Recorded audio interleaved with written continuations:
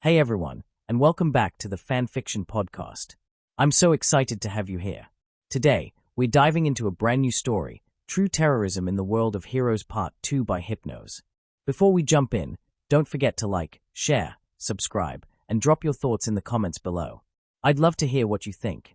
Chapter Summary: a small recap of a week before someone ruins it. Chapter Notes: Hello all, Hypnos here. I am back, and this chapter nearly killed me.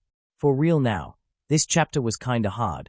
Written battle scenes are a pain in the butt, to be honest, making one that encompasses several actors in it more so, considering you have to make it like everyone is getting attention and not waiting in the sidelines. Nevertheless, I got it done. I had to break it in a cliffhanger. It was getting long, so expect the next chapter to be action, action, and action that would fit a Michael Bay movie. For the moment, enjoy. See the end of the chapter for more notes. Chapter 4, a week ago. Yagi Toshinori gripped the coat that covered his fragile body. The cold of the city night was biting hard, and the wound on his left side reminded him that cold nights as this did nothing good to it. It just made it ache like nothing he could ever imagine. Yet he shouldered on. It wasn't the first time he felt his wound giving him trouble due to the weather, but it had been a while, usually staying in the apartment of the city he is currently staying, looking for that one, the one to inherit one for all, to become the next symbol of peace, to carry a legacy of justice few can only imagine. He hadn't exactly found that one. He had traveled all over the world, to be perfectly honest, looking for that one, and so far he had been unsuccessful. His return to Musutafu, the place where it all began, was only known to Sir Night-Eye, who immediately phoned him. Yagi at first believed he was going to get an earful, and he got one that surprisingly lasted a minute. Then Sir went to the matter at hand. They needed someone, that someone being him, to infiltrate the Colosseum, an underground fighting pit where the youth of the city, the troubled youth that is, fights, not each other, but actual bows of various designs. They needed Yagi Toshinori, not All Might, to infiltrate it, keep an eye, and constantly update them for the eventual raid they will carry to the place.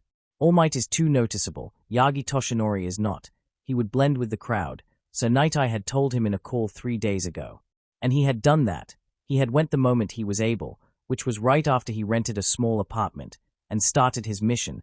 He was told to just carry his cell phone, nothing more, no monitoring devices on him. The Colosseum security was tight. He learned how tight it was the first day. Entering had been easy. It was like entering a stadium and buying tickets. They actually sold tickets to enter, despite the fact the place was located in the ruins of Musutafu's old metro lines. Inside he had seen that most attendants were teens, troubled teens who were one bad day from becoming villains.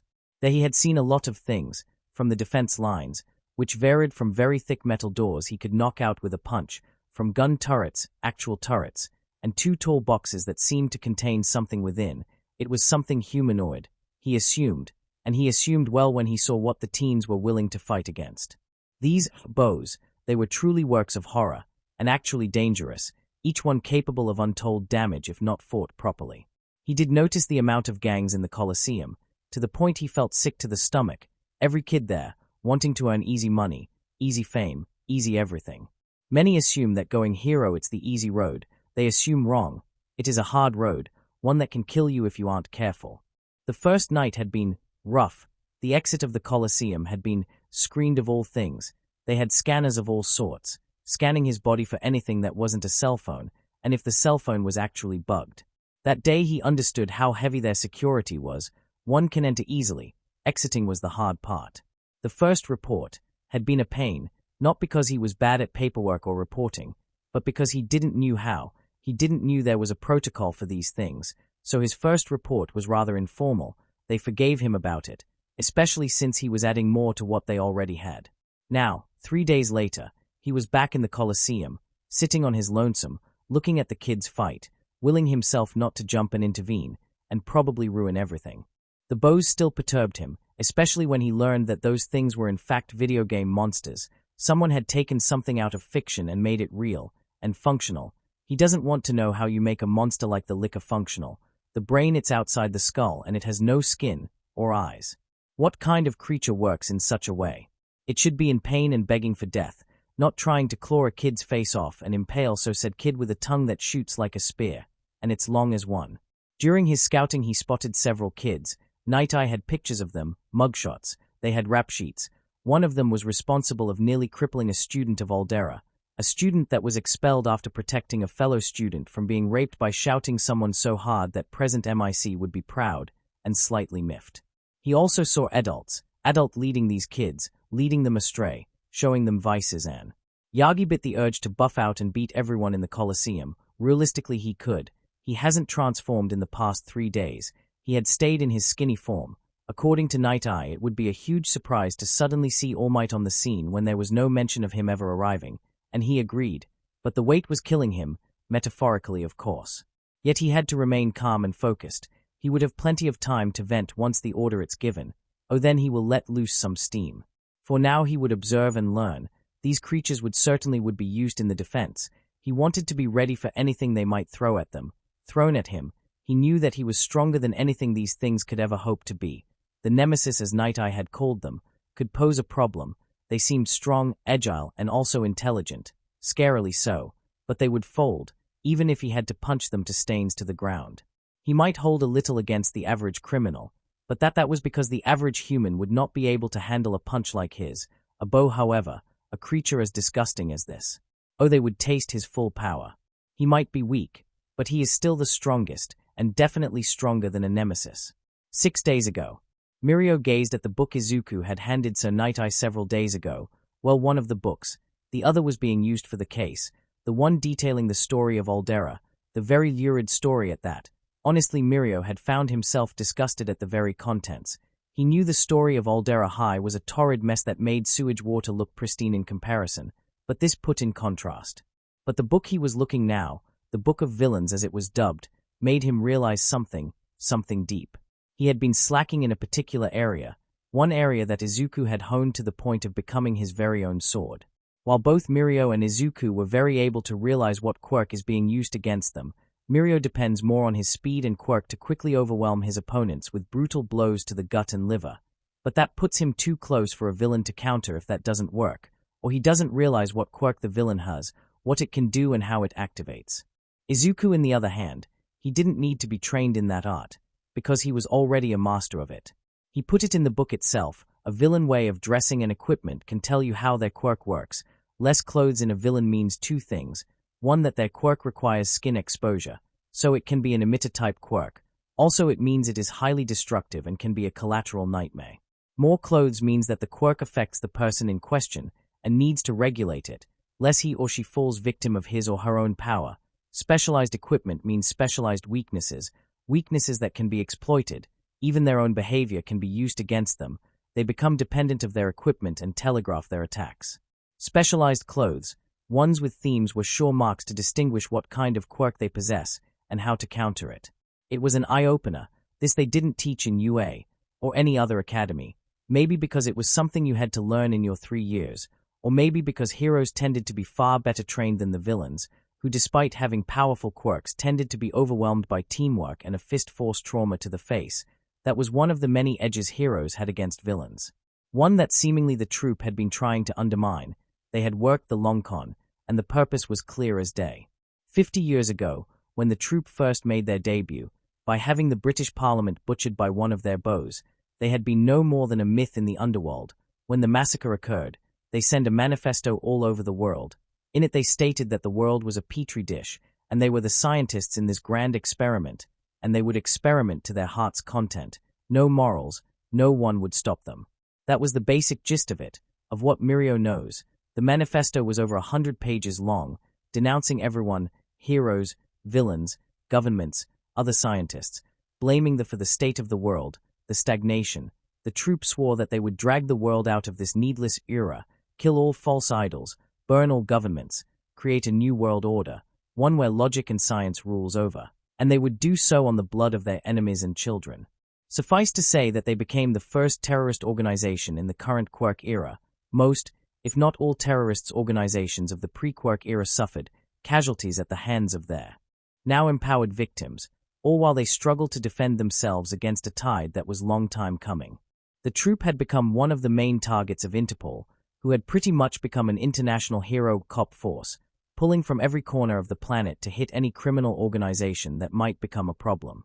The fact that the Shai Hasaikai had passed their radar was disconcerting. that or someone was messing up and feeding them up false info. This were the guys that helped manufacture the Asian and oral version of Trigger. How could they when they were working on scraps and savings was beyond him, but they did it, in 5 years no less. Closing the book, Mirio stood up from the desk he was using. He began to roll his neck and shoulders, so had drilled him to stretch after staying in the same position for a while, prevents pain and cramps, and keeps him prepared for anything that might come. With his impromptu stretch done, Mirio made his way to Sir Nightie's office, knowing once. He entered once he heard Sir's voice giving him the okay. Once inside, they had to blink in surprise when he saw none other than All Might, sitting in one of the chairs, a chair that looked comical for a man of his size. Mirio-kun, welcome. I hope you read Mr. X's book. Mirio nodded, actually noting how Sir Nightie used Izuku's new nickname, at least the nickname he gave to the others regarding who gave them the 2 books and actually identified the bows pictured in the Colosseum. It had been something that Nightie had to made on the spot when that cop had actually, somehow, entered the conference room where he, Ryukyu, Fat Gum and Naomasa were discussing and had tried to worm himself into the investigation, asking who had provided the books. Nightie, on panic, had decided to nickname Izuku as Mr. X after one of the creatures featured in the pictures.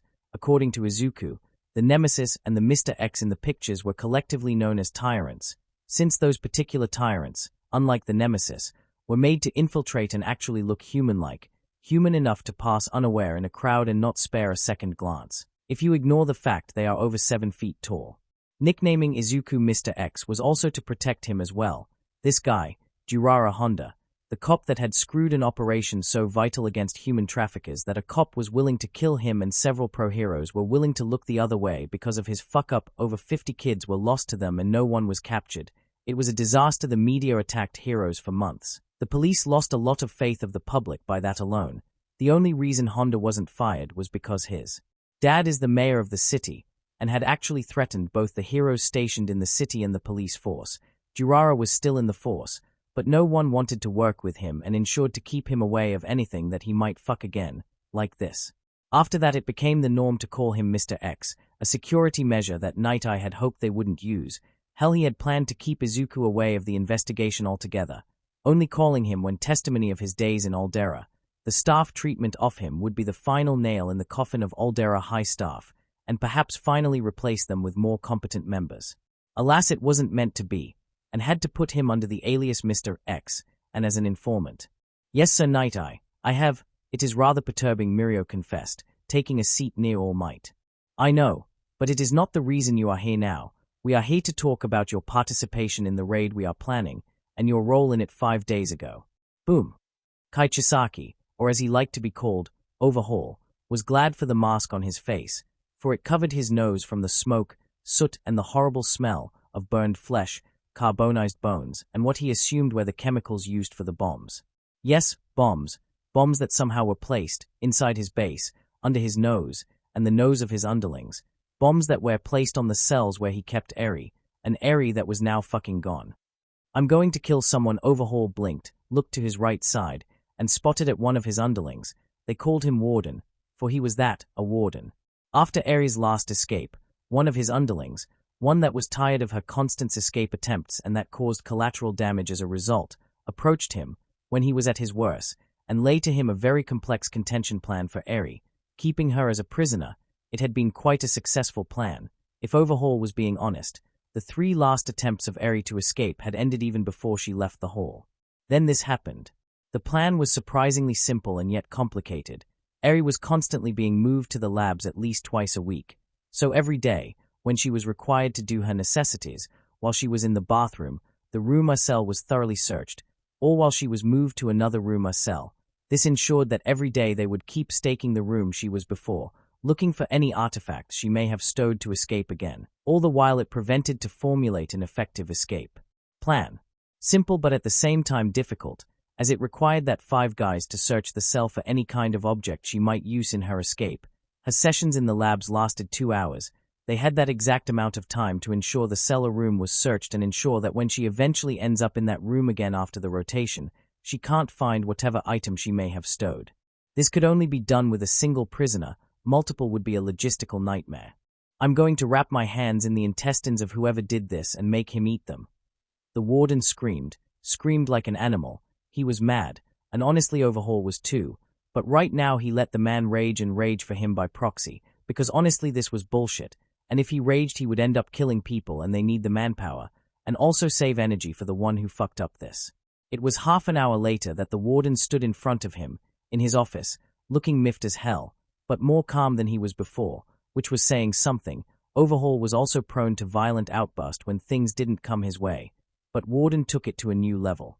The man stood over 6 feet tall, but wasn't too muscular. In fact, he was quite lanky compared to other members of the same height. Brown eyes and brown hair, he looked rather simple in his frank opinion, vanilla-looking, if you were to ignore his quirk, that is, sniff, which allowed him to sniff out anything and identify it with pinpoint accuracy. Something had to be really mixed up or messed up for him to not identify it via sniff. "Warden, what happened?" Overhaul asked. As usual, Chronastasis stood at his side, his ever-loyal assistant, and of course Mimic, making counts of the damage and how much they would have to pay to repair the damage and clean up. I got blindsided," Warden confessed, visibly angry. The cells, all 5 of them, were infiltrated. Someone drilled holes on the wall, or better said melted holes in the wall. "My best guess, they were after Eri," Warden confessed. Their Overhaul took a deep breath, narrowing his eyes. "No one but us know about Eri, not even the heroes, no one else. How someone knew about her and where to hit, and at that point what we were hit with," Overhaul asked, now wondering who was the rat and how it was going to die. "Bombs, Sir," Warden stated, looking rather irritated. "I used my quirk on the remains of the bombs. All I know is that they started with white phosphorus and ended with something akin to nuclear waste," Warden stated, making Overhaul blink, even more when Warden placed what seemed to be a melted, blackened and wrapped piece of metal on the desk.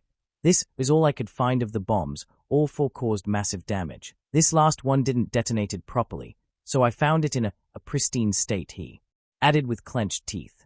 Overhaul blinked. So did Chronastasis and Mimic. Warden's quirk would and should had allowed him to determine the ingredients of the bombs, the fact he could identify 2, and the last one is a big if meant that whoever did this was a professional.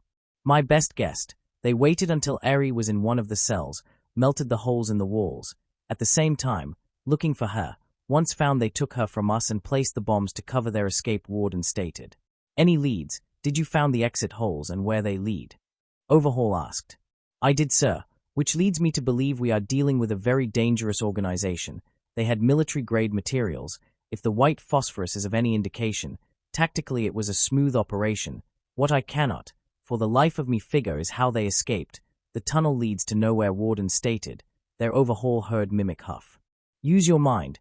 They surely had someone with a warp quirk or a teleportation quirk, waiting for them in a master tunnel," Mimic sneered. "The tunnels were not connected. Each one of them was individually made. They all present the same chemical pattern in the walls. The same chemical used to melt the walls was used to melt tunnels, individual tunnels. This leads me to believe this was made by a military-like organization. This level of coordination, it's above any other villain gang in the city," Warden stated, clearly angry at all this. "Indeed, yet the question remains, who was it?" Chronastasis wondered. Mimic just kept working on the accounts, trying to find a way to handle the money without going into the red. "I could only think of 2 organizations with the manpower, coordination, and the recourses to go against us with what Overhaul Sama has made," Warden stated. "One is the Meta Liberation Army. They have the deepest pockets, and unlike most of us, keep their identities a secret. It has worked wonders on them. Until there was a disagreement," Overhaul stated, looking at Warden dead in the eyes. "Yes, sir, a rogue faction of the MLA. They made their name during the galley incident. No one wanted to add that the galley incident saw the Prime Minister's wife dead, their son in a wheelchair and their son's wife losing their unborn child, and that the Prime Minister wanted blood and scalps, and he wanted them both in bulk. One could really not blame the man for abdicating rougher sentences to villains and mass murderers, and to completely annihilate organizations like theirs. The other is the troop," Warden heard Mimic actually mutter a motherfucker as he stopped doing accounting. "Ah, you certain?" Overhaul asked dangerously, and he had his reasons. The troop didn't allied with no one. They used organizations and people like using toilet paper. Then they dispose of it. So he is not to blame when considering that one of the most dangerous terrorist organizations, with their own biological weapons, could have Eri. It fits them. "It fits, sir. If somehow they know about the key component of the bullets, then it would stand to reason they would risk war with us. I mean, they can throw as many soldiers as they want to us.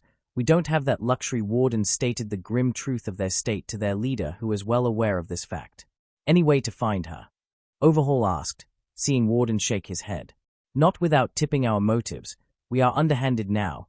Those 3 guys that died in the explosions are the guys I specifically set to hunt Eri if she ever, somehow escaped. They could track her within minutes, but with them dead, he let that hung in the air. Overhaul was honestly seething right now. This all smelled to a rat. The death of the only people that could hunt Eri, where to find her, her role in all this, it bothered him greatly. But I could go to the Colosseum. The kids there are dumb. They talk a lot. Someone would babble about having a horned girl with white hair and red eyes in their custody, as something to impress the boss and something Warden supplied. No, you won't go. I need you here to tighten the security. I want you to find the rat and bring him or her to me. I'll deal with the rest. Warden nodded. Chronastasis, I want you to go to the Colosseum. See if you can find information. So said man nodded, but had his own doubts he didn't need to voice because his boss could see them as clear as day in his face. Yes, I know, I could send Rapper for this, but right now we don't need bashed skulls. That comes later. Right now we need a velvet glove. You are that glove. Rapper is the mace, and when we have the info, he will break skulls. Overhaul promised. No one steals from us 4 days ago. A had thought that she was saved, that she was going to be okay, but it hasn't been that way. The day she had been freed, she had been honestly happy. She was out of Overhaul's hands. Then she got handed to someone worse, which she thought was impossible. They took blood, they took skin, they took hair, they took her tears, they touched her in ways that made her feel ill. They were worse than Overhaul, but they were sloppy, first-timers on keeping a prisoner. The moment one of them looked away, Eri was gone, running away as if the very devil was behind her, whispering to her, "Run, little girl, run, or I'll get you." So she ran on this strange base that she didn't know until she came across something she was familiar with. A truck filled with junk. It was a perfect escape option.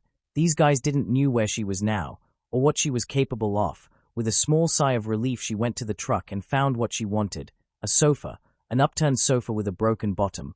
Also there was a lot of junk and metal sheets she could use to cover the hole, so she did that. Her hands were small. She was weakened by the blood extraction and the scraping of skin. She was dizzy and hungry, but she somehow got the job done. She hid on the broken sofa and put the sheets over it, and then she waited. She felt the first movement and then elation as the truck filled with junk began to move. She was tense, also she was hungry, so time simply felt like crawling to her. She didn't know how to measure time, so to her a single day can drag to a week, or sometimes it can fly as fast as a wink. This time it felt like forever. Eventually the truck stopped, and she felt movement, then she felt the sofa, and by extension everything, move. Then the world moved around her. Her body was weakened already, but she was used to the pain, a sad thing, so she didn't scream or whimper in pain as her body hit the insides of the sofa. Then all it stopped. She didn't move, not until she heard the truck's noise move away, but once she didn't heard the noise, she began to leave her hiding position. The first thing she saw was the ocean. It was not a familiar sight. She had seen it at least twice in her life. She wished she could cross it, putting as much distance as she could of Overhaul and these new monsters. Looking around, she saw she was on a beach filled with metal and rust and sofas and everything. Thankfully there wasn't anything squeaky in the beach, just metal. She didn't know where she was now, which was a good thing, neither did Overhaul. Looking at the horizon, she saw dark clouds forming in the sky. Not good, they usually mean rain, cold. With what she has on, cold will force her to Overhaul once more. It did in more than one occasion. She needed shelter, she needed food. So Eri left the beach for her search of food and a roof. She found a nightmare hours later. 3 days ago. Inko frowned, not because the weatherman had pretty much predicted a week worth of light rain, cold and winds, not because she now had to break her coats and umbrella out. This was pretty much a necessity in Japan, especially with the weather as it is, even after 200 years of trying to fix the fuck-ups of nations and governments that thought it would be a good idea to pass over Mother Nature, only to be reminded by so said Mother Nature that she is not to be fucked with, as North America learned the hard way with 10 Class 5 hurricanes popping out of the freaking air, in a month, during the first year a Quirk first ever manifested. No, the reason of her frowning was because her son had once again gone and done it. He had added something else to his ever-growing list of powers, and he promised her that he would try to tone it down. She was kinda miffed, not enough to yell or be mad, but disappointed that her son had done this when he said he wouldn't. But then came clarity. What else was he supposed to do? He was pretty much confined to the house due to his injury. The weather was bad enough that walking with a crutch would guarantee a fall to the ground, not to mention that the cold was actually making him ache. She had seen him rub the cast of his leg several times over and make a face whenever he thought she wasn't watching. And apparently he had a reasoning behind this one: timing.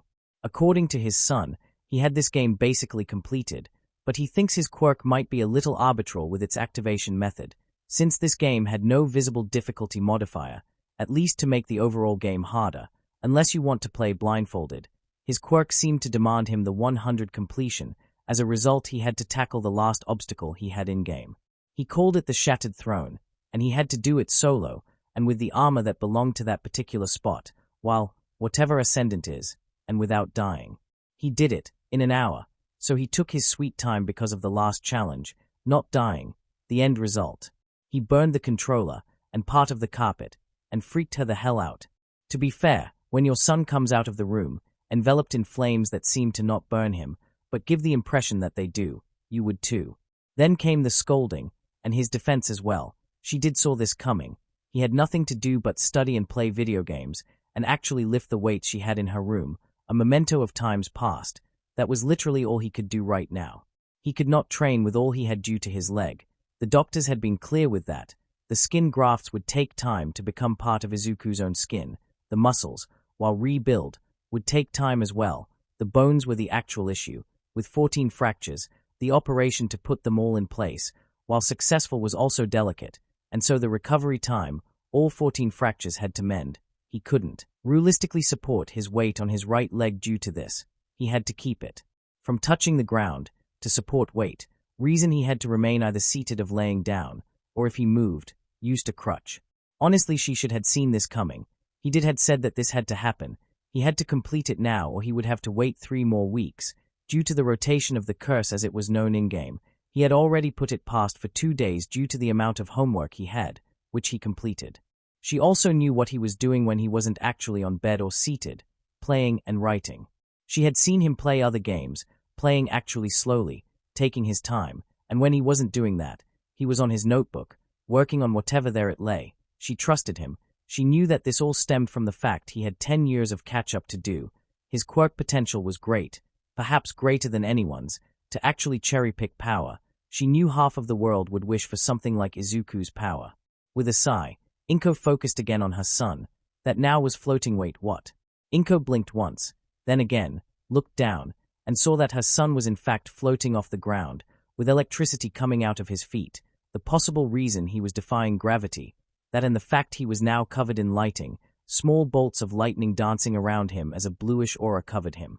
Izuku Inko began. I am the storm now, Mom. I ascended to a higher plane, then he began to float into his room, slowly, yet she noted the small smile tugging at his lips. You are not the storm, you're 14, stop floating. I can't. I am the eye of the storm. I am the calm and the rage. I am enlightened. Now she was sure he was smiling. I will enlighten your rump to my hand, stop floating. Sometimes she wondered if this what other mothers felt when their quirked children began to activate their quirks at random and spouting weird words, the frustration, the elation. And yes, she is elated. Doesn't mean she is not going to ground him. Then again, he melted his controller. That's punishment enough for not telling her what he was about to do. 2 days ago. Did her blood worked? It did wonders. The T-dolls are stabilized, the skin.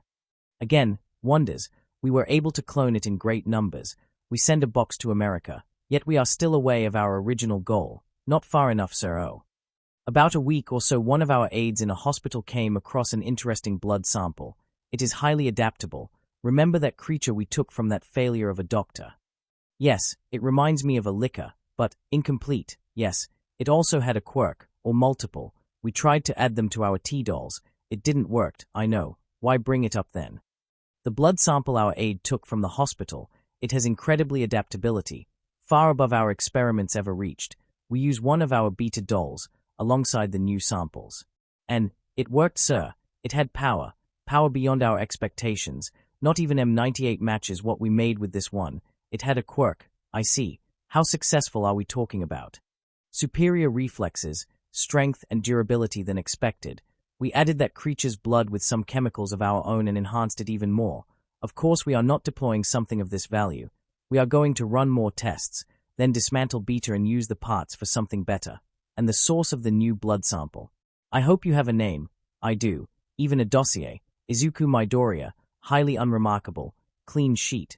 He could be the new pope if he wanted. Freaking saint he is. He was part of a control group. All but him had quirks, endured 3 years of bullying that sent someone like him in Group Gamma into suicide after 6 months. He endured 3 years straight of it. No thanks to our prospect, Katsuki Bakugu. Real piece of work he is. We are aiming to break him to our needs. Him. What makes this boy special? You said he had no quirk. Yeah. We based our findings, as usual, from medical records. It showed he didn't had one, but he is directly responsible of putting one of B's lackeys into a wall, with his voice alone. A quirk. Manifesting this late. Interesting, that's the tip of the iceberg. The kid's blood was all over his pants. Thanks to B's breaking his leg, we got a hefty sample. His DNA is a marvel. Our scientists call it adaptive. I call it what we need to speed up the process. But with the girl gone, how she escaped. Freaking ghost that girl is. You blink she's gone. We can thank Overhaul for that. Our source inside claims the girl has died over 25 times this year alone. Overhaul blows her up with his quirk.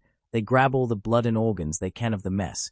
Then he puts her back together, explains why she attempted escapes at least twice a week, and completed one every 2 months. She perfected the art out of desperation. Him. Make capture of the girl priority epsilon. Ascend it to alpha. If we start running short of material and we need to study her quirk on a deeper level. As for the boy, him, you say a beta became superior to M98, right? Yes, sir. I dare say it could take 10 Nemesis with both arms tied and win. M98 can only take 5, and in peak condition. Tell B to acquire him, and his family as well. Make her believe she needs to ensure social norms to be back in shape. Put them in the Colosseum.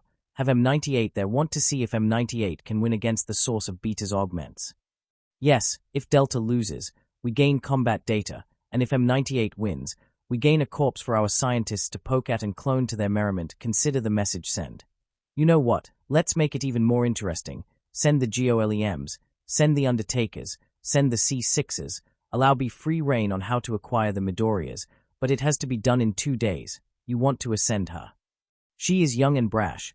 This will be a proof of how she will handle under pressure, succeed, and she will share a position of comfort when he rid Japan of this filth they call government and heroes. Fail and well, people like her are dime a dozen. We can always find someone else. Also, should I send a drone for the data gathering? You are sending our foot soldiers. Oh, but I expected you to do so. We have so little combat data acquired, and third world countries and obscure guerrillas are hardly worth sending a platoon of troopers, let alone a platoon of undertakers. Even more so for combat data. They don't last long enough for it to be a successful experiment. Agreed. I'll send 2 drones then. Have them ready for anything, sir. Good 1 day ago. Izuku held his hand upward. With a mental command, he began to channel the light of the traveler he now wielded. To be more specific, he began to wield the arc light into his hands, letting it form into a stream of electricity that licked his skin. With a grin, he began to give the arc energy in his hand a shape he had in mind. It was hard, but it would prove fruitful in the end, as he was trying to learn how to control the output of so said energy when he finally uses it. He had been surprised when he had acquired the light. It had been a gamble, to be honest. When he had first compiled his list, he hadn't considered that he might need a ghost to get it. After all, there was no registered case in-game of anyone gaining the light without a ghost. But he had it now, and he had been surprised by what he had now. He wielded the light, and as he had suspected, some abilities the Guardians had were not on him, like the self-regenerating health, or the light shield. He suspected both of them were a ghost thing. He did feel stronger. The basic Warlock Palm Strike could kill a Dreg with a hit. A basic Titan Punch can kill in 1 hit as well. He didn't have the grenades, as he suspected it was perhaps another ghost thing, but he wielded the light in its 3 spectrums, Arc, Solar and Void, and he somehow slipped into the Strom trance within minutes of getting it, and melting his controller when he first wielded Solar Light. He had the supers, no doubt about it. The thing was that he didn't just had Warlock supers, as he expected. His main was a Warlock, but the supers of all 3 classes, all mashed together by the light they shared. How he found out about this? Well, he melted the controller with the Hammer of Sol, while he was still holding it. The fact he hammered didn't explode as they usually do made him realize he had certain control of when they do. This was a game changer. It made his quirk more complicated. He knew that he should have just the powers of one class, the Warlock, but he had all three. Versatility-wise, it would allow him to do a lot of things in one go. With the Well of Dawn, he can become a mobile triage center. With the Ward of Dawn, he can create a small safe haven for civilians. The Night Stalker bow would be perfect for detainment and containment of masses and criminals, as the bolts and tethers of the bow actually suppress. He doesn't know if they will actually suppress a quirk, but if they do, of that will make the bow an invaluable tool. Like Cade said, everyone loves Night Stalkers. But then came the hard part. Control. Unlike Guardians, he doesn't has the Crucible, or Ikora, or Zavala, or Cade, or a legion of alien monsters to test himself, or someone to teach him how to control the light. From here on out, it was all him. He knew how to cast a super, and how to bring the three spectrums of light forth. But that made him dangerous. He needed first control. To that end, he began to focus on a single element. And what better way to start that with arc energy? He somehow had slipped into and out of the storm trance with an ease that he figured Ikora would find scary. He figured that since he had lived a chaotic life and had tried to weather it the best he could, his emotions were better attuned to enter the storm trance with ease. He means he is slipping in and out of it to actually levitate, not using the crutches, which was cool. He had slowly learned to tone down the trance, allowing himself to just levitate and actually interact with other objects, also to use it longer. Still, he carries a lot of electric current, so he had to be careful, no hugging mom and kissing her while in the storm trance. After he was certain that he had mastered the trance, he'll focus on the second part, Chaos Reach, a pure, concentrated beam of arc energy that can vaporize anything caught in its path. One would think that's a bad idea, but not him. Chaos Reach was one of the few supers that didn't require him to touch the ground. Also, it would allow him to test how much energy he can expel and demand during the casting, for he had found something else. He seemed able to cast the supers with particular ease, almost no cooldown. He slipped in and out of the trance with particular ease. But in-game you can't do that. Once you enter the storm trance, you have to use it completely. Only Chaos Reach can be cancelled during use, the others not so much. Which led him to his final theory about his quirk, at least for the day, since his quirk allowed the use of powers that belonged to games, and therefore tied to codes in video game physics.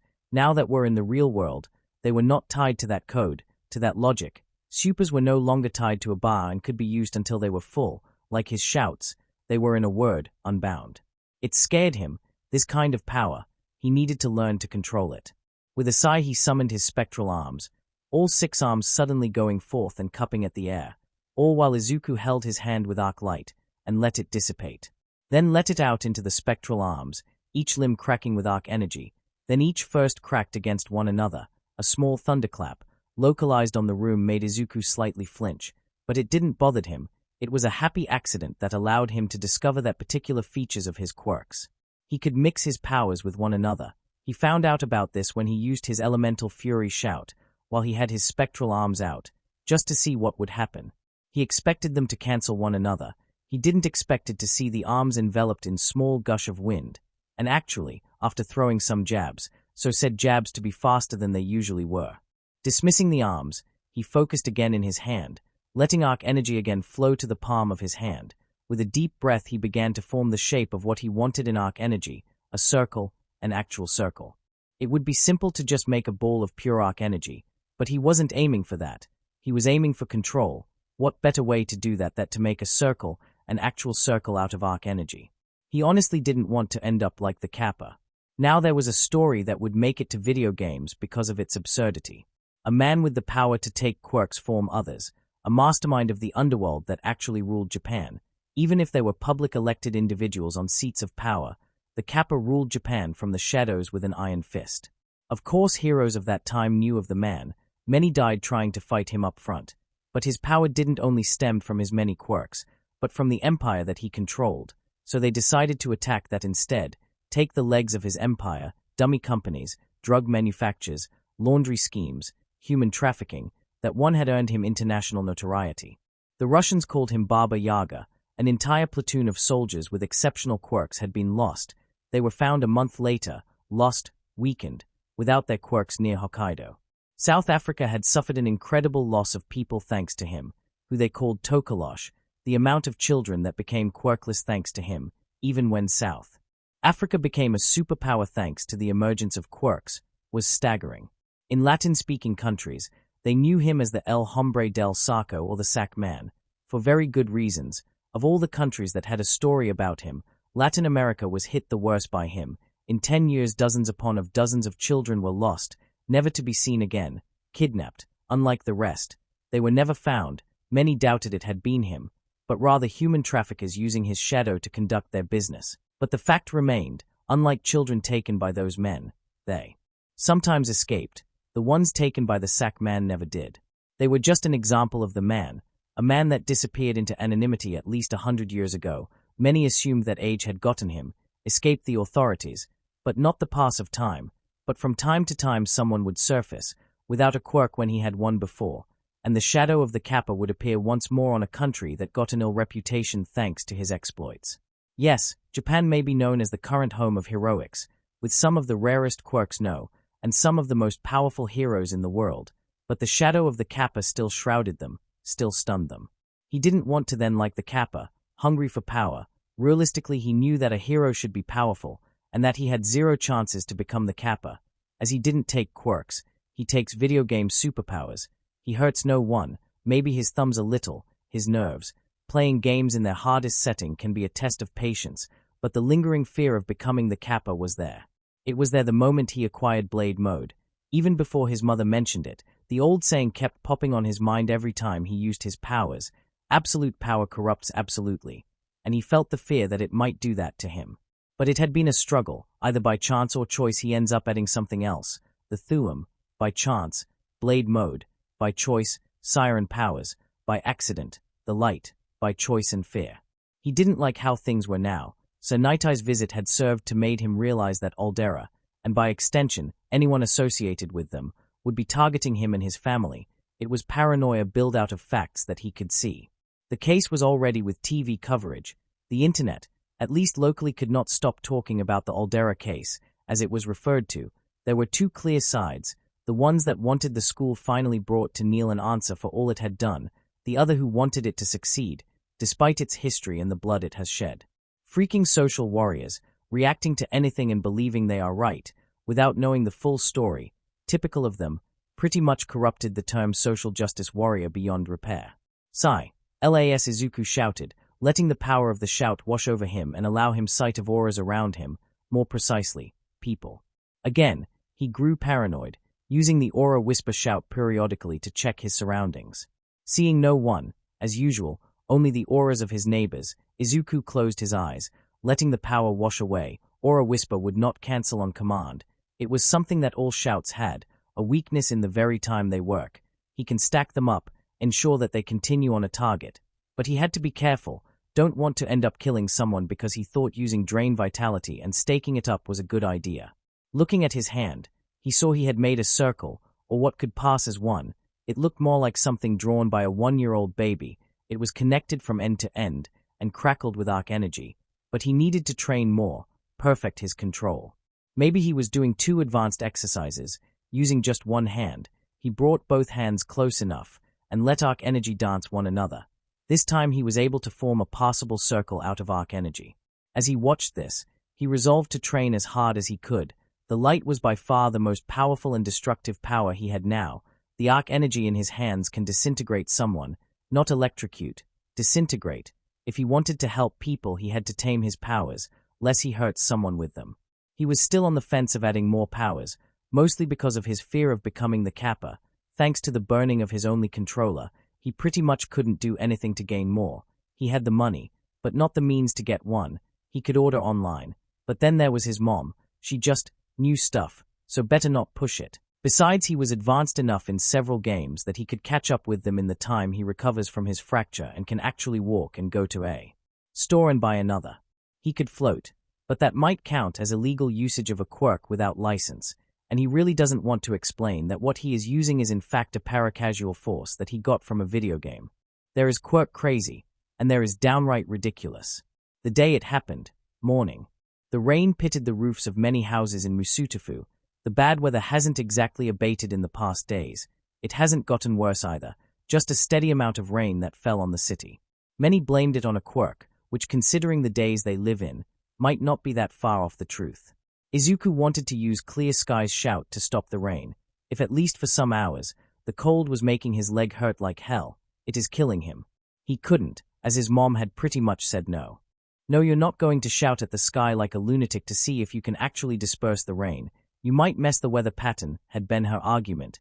His counter had been that the weather was messed up as it was. One shout would not made the difference. At least if it worked, he could add weather changer to his list of what can I do with my powers list. Mom? Izuku asked from his position on the sofa, seated, hands cupped together and harnessing arc light, trying to form the shape of a cube. Yes, Day, his mother asked from the kitchen, finishing what would be their lunch, and packing her own food for the day of work. Are you going to Auntie's dinner? Izuku asked, having forgotten about that. Considering all that happened, he wasn't exactly to blame for that. Izuku Inko began. It happened 3 days ago. I had to cancel. I return of work too tired, and you are in no condition to leave the house, his mother reminded. Mom, I am not dying. I broke a leg, Izuku said. Also, what are you doing at your job? I just thought you crunched numbers. Izuku wondered. The arc energy shaped like a cube now took the shape of a pyramid. Is more than crunching numbers. I have to sort out payments and deduce the overall budget the agency has and keep them in neat piles, especially with collateral damage, Inko reminded. This week has been hell, to be honest. Several agencies have been targeted by the Hero Public Safety Commission. There had been some credible claims of embezzles. 2 agencies are already on the loop for it, Inko stated. Really? But the one you work in is brand new, barely a month. If I recall, it was founded by Magma Dragoon and Frost. Why is targeted? Izuku asked, referring to his mother bosses, 2 rookie pro heroes who were not afraid to ask for help and professional help when needed, the burning judo hero, Magma Dragoon, and the cold heroine, Frost. The representative of the HPSC said half of the agencies selected was on a ballot. The others were selected because they were suspicious of embezzles. We just happened to be on the first. Dragoon wants me to have a sheet of our finances so we can have the HPSC out of our hair. The investigation has lagged the work of the agency to a crawl, Inko stated with a frown. Not to mention Frost. I think this investigation has her on edge. She froze her coffee when we learned what was going on and nearly froze a copy machine because it was not working, Inko added as she shook her head. The city, it's chock full of delinquents and underage villains, and I just learned some heroes were doing some embezzles. Wonderful, she hissed. Mom, they are humans, tied to human flaws, like greed, Izuku reminded. The arc pyramid in his hands became an octahedron. I am not defending them, just that we kind of forget they are humans, flawed, he added. Looking at his hands, Inko peeked her head from the kitchen, looking at Izuku and the energy-shaped thing on his hands. Yes, for how long are you going to keep that up? Inko asked, changing the subject. Izuku immediately perked up. Until I can do it without thinking and looking, then I'm moving to one hand, Izuku said. I need control. The light is powerful, but rather volatile. The average guardian can effectively disintegrate someone with their light. A hero does not disintegrate. Unless it's rubble, then that's fair game. Or a BOW, Izuku said. I have all the time on the world to perfect my control over the light. 2 months. After that, well, train the body. My legs already feel weak without all the walking, Izuku said. Making Inko smile. She was glad he wasn't taking anything for granted. Good, Inko stated with a smile. Have you talked with your friend? What was her name, Michaela? Izuku nodded, albeit with a sad smile. Yes, she is doing well in Sumi. Apparently the school is not too keen with racism and bullies. They have the highest expulsion rate of any school in Japan regarding that. Some say that the school is too soft and the kids should learn to stand up on their own.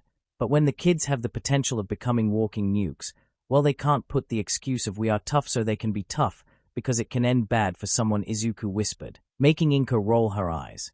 200 years ago, the kids having to endure bullying and do nothing may have been the norm, not only in Japan, but the world.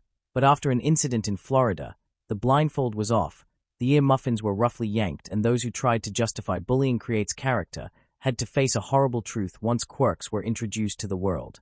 The reality that others tried to ignore was shoved to their faces, and schools around the world had to adapt to this new environment.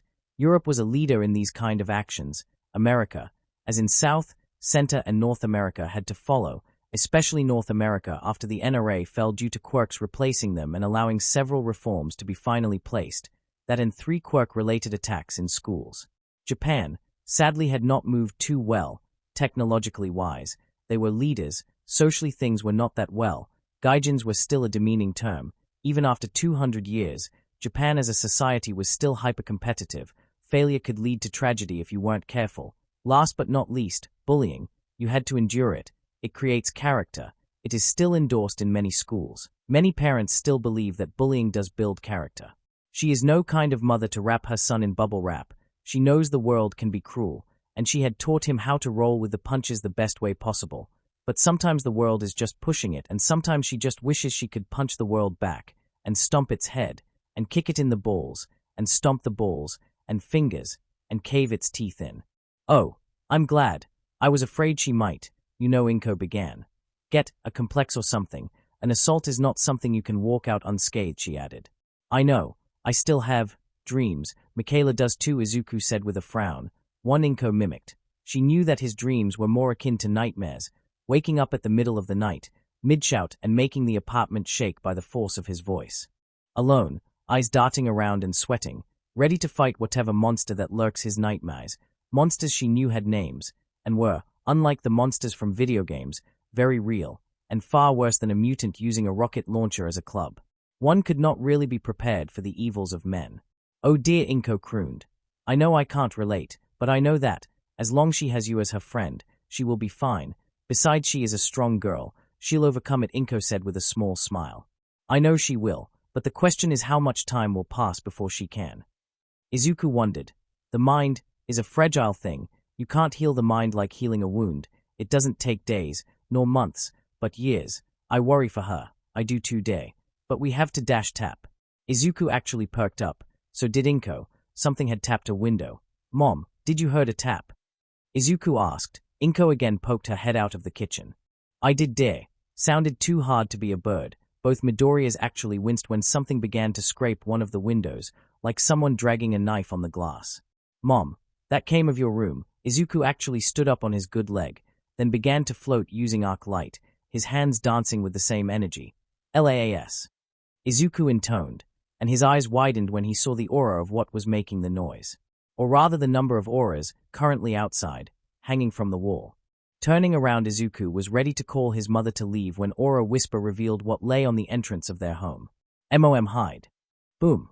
Inko had little time to see what had just knocked the door of their home, only that it was big, clad in black and moving at a speed not befitting its colossal form.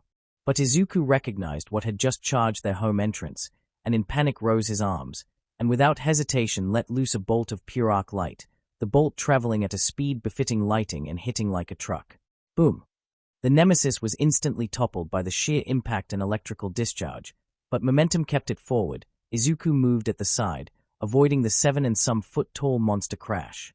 Only for glass to rain on him. Some met his face, but barely phased him. What did phase him were the 2 GOLEMs that actually rappelled into the living room. Damn it, I didn't saw them with Aura Whisper. Izuku thought angrily. The 2 GOLEMs landed hard on the floor, one of them flinging the sofa to a side like if it was no pain. Izuku was now flying. His back hurt, then his face hurt when he landed on it. Rotating to his side, he was the reason why. Another nemesis. There were 2 nemesis, 2 GOLEMs, and whatever were outside, leave my son alone. Izuku's eyes widened when he saw his mother charge at the nemesis that hit him in the back, knife in hand, and jamming it up to the hilt in the nemesis' throat, purple like blood pouring out of the wound. Then the thing backhanded his mom, and Izuku saw red. 6 ethereal arms sprung forth and slammed into the ground, propelling him upwards, towards the wounded nemesis. Su gra dun. The room shook with his voice, and his fist. All 8 of them were encased with a wisp of air that was mixed with arc light. The first fist met the knife, pushing it even deeper. The hilt disappeared in the throat of the creature that staggered after the vicious blow, and arc energy caused it to suffer more pain. Izuku didn't know how to throw a punch, but that didn't matter much when your life is on the line. You have enhanced strength, speedier hits, and the target in front of you towers over you. So he aimed his real fists to the midsection, a vicious but sloppy hook that anyone could block, if they didn't had a knife jammed up their throats. Crack. The satisfying sound of bones breaking made Izuku snarl as he brought another punishing blow to the midsection. Again another crack signified a cracked bone and the creature staggered, and Izuku capitalized it. His siren arms began to rain punch after punch on the damaged midsection, each blow making the sound of broken bones fill the air. 10 blows made the creature fall to a wall in pain, blood pouring from the knife wound. A growl behind him made him remember the GOLEMs and the other nemesis. The GOLEMs, just like their game counterparts, were slow and were armed with the same sword-like energy pike on their right arm, looked like an anorexic gorilla with a military hazmat suit, and Izuku was done analyzing at this point. IZ/NUS. A concentrated blast of cold hit the two GOLEMs before they could move, and they were instantly encased in ice. They still tried to move, but the ice was thick enough to keep them from moving. With that out of the way, he focused on the first nemesis, still on the ground and trying to stand. Bam! Izuku gave it no such reprieve. He brought his arms upward, encased in arc light, and brought them down like a hammer. Instantly the nemesis cried in pain as it was roughly shoved to the ground by a force superior to its own. There Izuku brought his siren arms to bear, and began to punish the nemesis back. Crack! Crack! Crack! Izuku punished the beast for attacking his home by breaking its back and ribs, and probably exploding its internal organs by the brutal blows that made the nemesis vomit purple blood crash. Crack! Izuku looked to the source of the noise, and his eyes widened. Lickers, at least 5 of them. 5 dead lickers in his opinion. Fikra. With a scream, Izuku let loose ice breath at the all, and sustained it, making the 5 lickers rushing at them actually recoil in pain and slow their movements as frost began to encase their exposed muscles. 2 that were on the ceiling fell to the ground with a thud, and along the other 3 began to trash around, trying to shake the frost forming on them, but their movements began to lag due to the intense cold. Closing his mouth, Izuku focused his attention on the GOLEMs that were still frozen, but struggling, he began to float to them, angry, arc light enveloping his hands. With a snarl he thrusted both his palms at the creatures, letting out a torrent of energy that hit them straight and pushed them into a wall, broke the ice and made them twitch in agony, only to be disintegrated by the sudden influx of energy, letting an imprint of their bodies on the wall. POW. Izuku again cursed, not paying attention as his face throbbed with pain. Stumbling, he noted that the nemesis with the broken ribs had punched him with its brass knuckles-encased hand. But he also noted that it had several stabs on its arms, and he risked a glance to his mom, and while the nemesis lumbered painfully to him, he saw her clutching her stomach, a bloody knife on her hands, purple blood, nemesis blood. Izuku snarled. The world rushed around him as he somehow zoomed into the nemesis, fist cocked back. Then he struck. The nemesis let out a yowl of pain as a fist simply tore fabric, muscle, and cybernetics. Izuku let out a roar as he let out arc energy into his hand, and began to electrocute the nemesis from within. But it wasn't enough. He wanted to take this thing down now. He channeled all he could in his hand, not realizing he was covering himself as well in arc light. It began to feel painful to hold so much energy in his hand, and when he felt he could hold no more, he let it all loose with a yell. Inko, who was on the ground, after procuring another knife to stab the thing that had dared to attack her son, had a first-seat view of disembowelment and bisection by arc light. A torrent of pure, blue energy came out of the creature's back, making it scream in agony. Her son seemed to be the source of the thing's agony. As she saw him move his hand, so did the concentrated beam of energy that simply ate the mass of the creature and sawed it in two, only a tiny amount of flesh holding waist to torso together as it fell, spewing organs, blood and mechanical parts to the ground, dead. Izuku had targets once he saw he had used Chaos Reach at point blank and fire it without hesitation. Twisting his hand, he aimed it at the struggling lickers. The beam simply grazed them by. But grazed by a pure source of energy is the same as being cut in two by a sword. It rendered flesh away, and in the case of the lickers, who simply had 1 single second of exposure, burned their muscles and flash-fused their cybernetics painfully. Izuku kept the beam up, basically gouging a trench on his home walls, and aimed it at the second nemesis. With a scream he began to saw the creature in two. The nemesis, weakened and crippled, was unable to fight back, and the beam sliced it in two, vaporizing blood and organs and so the floor.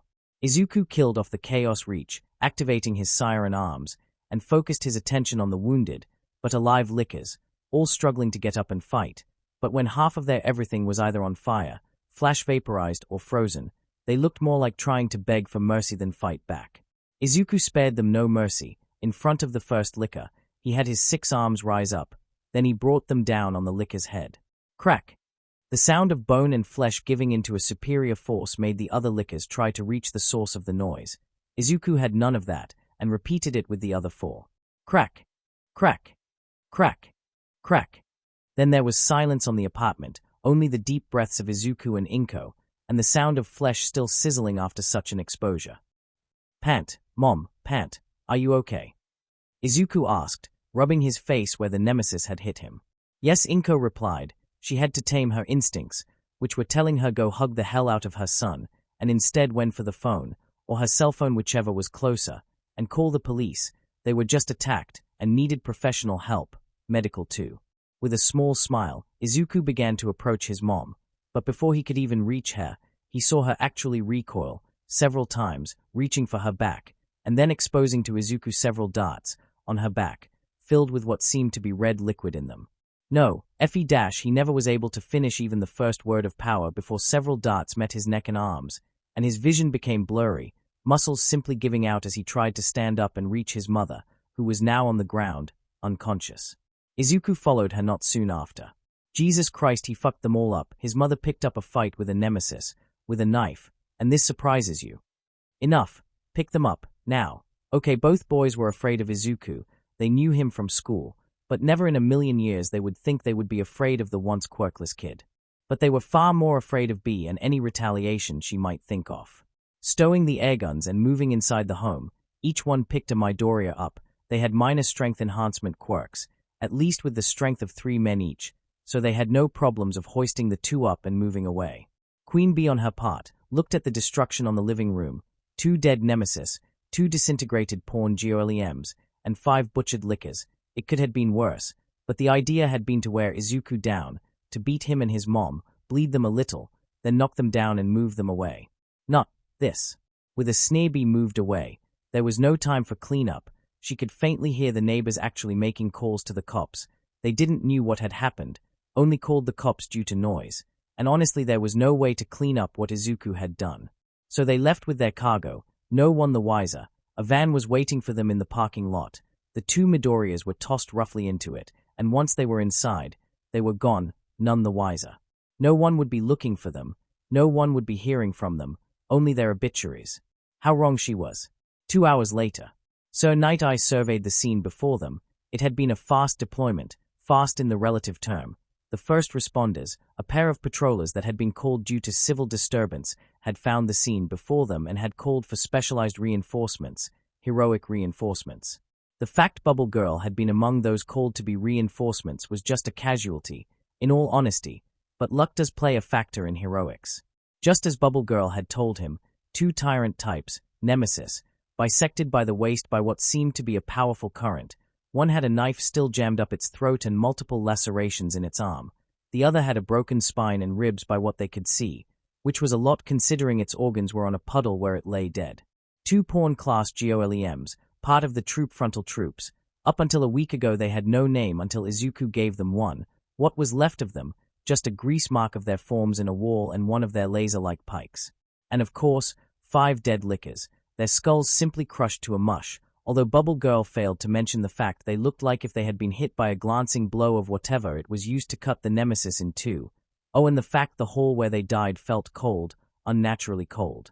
A massive gouge of what he assumed was the energy that cut the nemesis down, dotted the walls of the living room, the remains of a sofa tossed aside, a bloody knife caked with the blood of a nemesis, 2 strange darts, one near the kitchen, the other where the nemesis types lay dead was all the evidence they had now, but that would change soon. Whoa, Midoriya surely put them through their paces, Mirio commented on his side. Yes, it is as said, beware the quiet ones, Night Eye commented, seeing Bubble Girl pass the cold hall that connected the rooms to the living room. Those lickers entered through one of the room's windows. I presume the nemesis broke through the main door and the GOLEMs rappelled in. This was a planned hit, she commented.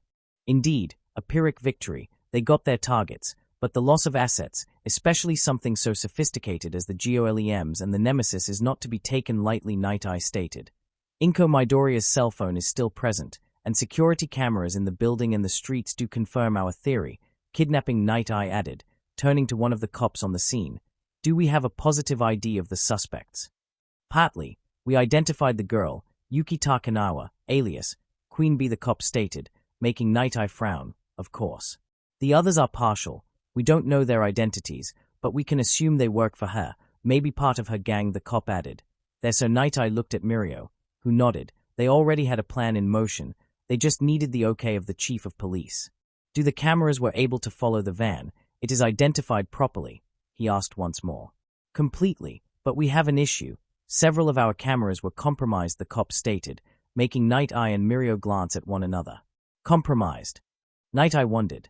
Yes, at certain points they began to emit static, making it difficult for identification. Some outright died on us, but we were able to use several cameras, including those of shops for the location of the van. The cop didn't elaborate much, and Night-Eye was thankful, for this officer was among the many selected for the raid that they would carry, hopefully, tonight.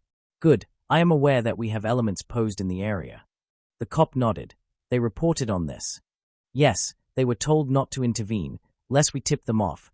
They were very vocal about this, but are waiting for the go. Night-Eye nodded. Lemillion, prepare yourself. Go to the exfil point and wait for the signal. The boy nodded, looking at the destroyed apartment one more time, then left as fast as he could. As for Night-Eye itself, he just looked at the area, accessing the destruction. There was honestly not much info regarding Izuku's quirk potential, only what Lemillion had told him and what Midoriya itself had told him. There was no catalogued evidence, until now. So the voice of Mirio actually made him look back, seeing his protégé back in the apartment, looking rather sheepishly. We got a situation, he stated with a frown, something you don't see often on Mirio. A situatio. Night-Eye realized what Mirio meant. This was not just a statement, but a code phrase. We got a situation was code for Jiraiya Honda. As if summoning him, the man entered the apartment, like if he owned it. Jiraiya Honda was rather short. Compared to most people, he was of the height of Izuku Midoriya, and rather stout, black hair that was brushed to a side, like an emo haircut and hairstyle, clad in a detective's coat, looked not his age, as stress lines had formed on his face, considering he was actually 28.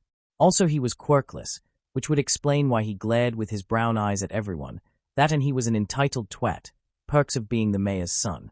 Why there is a stakeout and I'm not on the case? He asked, rather loudly. Because you're a bitch, one of the cops, a female stated with a smirk as she took another picture, for evidence, of what was left of the liquors. Because you are as appealing as slapping my dick on a cactus, another cop added, placing one of the darts in a plastic bag and sealing it, for evidence. Because you ruin everything, you're inexperienced and everyone in the room, including the dead, want to kill you, another cop stated, grabbing the pike stunner of the golem with gloved hands and started to move away. Jiraiya, for his part, actually sneered at the cops. You fuckers are one word from losing your jobs when my father your father. Night-Eye made himself know, looking at Mirio and motioning him to leave the apartment to get ready. Has no power. Their jobs, unlike his, are not tied to the whims of the people, Night-Eye stated with a glare. What are you doing here, Honda? This is a delicate operation, Night-Eye reminded. Jiraiya actually sneered. What I see, it's a massive fuck-up, several corpses of upstanding citizens and a failure to capture the perpetrator, he stated with a sneer. Upstanding. Night-Eye was already angry, but he kept it well hidden. Now this twat was actually suggesting these things were human. What you fail to see, Officer Honda, Night-Eye sneered, is that this is a crime scene, a kidnapping. These he motioned to the bagged corpse of a nemesis, being lifted to a metal stretcher by two cops and moving both halves away. A part of the kidnapper's attempt, bioorganic weapons of the highest caliber. We have 2 citizens missing. The scene itself show us the desperation of the kidnapped ones, he added with a growl, then leaned forward to Honda. And I swear to God that if you fuck this up for us, I will personally break your back. Death, it's too good for you, Jiraiya simple scoffed at Night-Eye's threat. Bitch, you're a hero, a nobody. You touch me, I kill you, and nobody is going to miss you. As for this moment, I take control of this case and everything in it, including your gay-ass. Jiraiya actually pushed Night-Eye, not that he moved him way too much, so Night-Eye was ripped under those clothes. Okay, pack it up. We got a murder on our case, not a kidnapping, so start picking up evidence. Look up the computers and cell phones. I want the face of that kid murderer on the TV by this hour's end. All the cops looked at Honda, rolled their eyes and continued their gathering of evidence, completely ignoring him. This angered him. Motherfuckers, I gave you an order. Move it. Again, no one did as told. They continued their work as usual. Your asses are on the line. Fucking start doing as told. One of the cops simply sighed as he closed the bag on one of the corpses of the liquors. Fine. The hard way it is, Honda snarled as he stalked away, kicking the corpse of the nemesis with the knife on its throat, actually stomping its head. Oops, he fake apologized as he left the apartment after contaminated a piece of evidence. Sir Night-Eye took a deep breath. He had been told that working around Jiraiya Honda was a test of patience. He clearly had underestimated what he had been told. It was not a test, it was a gauntlet, and he had nearly failed, Only years of mental fortitude and patience in working with cases that can test you saved Jiraiya Honda from having to pick his teeth from the floor. Still, Bubble Girl, the blue-skinned, blue-haired heroine, looked at her boss. "Follow him, keep me appraised. If he endangers the job, disable him," he stated with a frosty tone of voice. Bubble Girl nodded without saying a word and walked away, following Jiraiya, all while Sir Night-Eye looked at the gathering of evidence. There was still much to do. With a frown he pulled his cell phone, feeling it vibrate. Looking it up, he saw 2 messages, one from Yagi, the other from the chief of police itself. Clicking the first text, from Yagi, he saw something that made him dread a little. It said, "Midnight, today, be there." Night-Eye actually took a deep breath. This was bad, really bad. He opened the other text, and saw something that made him smile. "Approved, everyone. Gather everything. We have the green light. At 11, we move." Eri was afraid, really afraid. She hadn't seen the one that had took her that moment, only that she had seen darkness and then nothing else, waking up in a cell. It wasn't a cell back in the compound, or the other cell where they had took her, but it was a cell. She got food. It wasn't anything special, mashed something. She ate it, for she was hungry, and there was a blanket she could use to ward off the cold of the cell. There was also the lights, or light better said, some sort of red light that was not comfortable. It made her horn ache and the scars in her arms and legs to slightly burn, cold. Then the men, or boys, returned, dragging to other people. They were related, their hair was the same, but the woman was rounder. The boy had something on his right leg. She realized what it was when they tossed them inside her cell. A cast, his leg was broken. Neither of them were conscious, but by the looks, they were being affected by the light in the same way as she was now. Their faces, scrunched in slight discomfort, told her everything. Then the boy woke up, his skin letting out a stream of electricity, and sat up, looking around in panic, spotting her, and honestly scaring her. The boy was looking around, then he spotted the woman, and immediately dragged himself to her side, yelling "MOM," and making the room vibrate slightly. Eri felt her everything vibrate with the power behind that shout, but she felt it should have been louder. He began to shake the woman, but she seemed unresponsive. "She won't wake," Eri decided to chime in, making the boy look at her. She was struck by his eyes, so green and deep. His hair was so messy too. "They inject you with something, and you won't wake until it runs its course," she supplied, being far more aware of what was done here than anyone else. It had been done to her too many times to count. The boy actually regarded her, then looked around, seeing the cell. Honestly, it looked more like a room, but she knew better than anyone else that cells don't need bars to be one. Where are we?" he asked, looking dazed. "Last thing I remember, home, the nemesis," he muttered, by some reason beyond her. His voice carried strength that no whisper should have.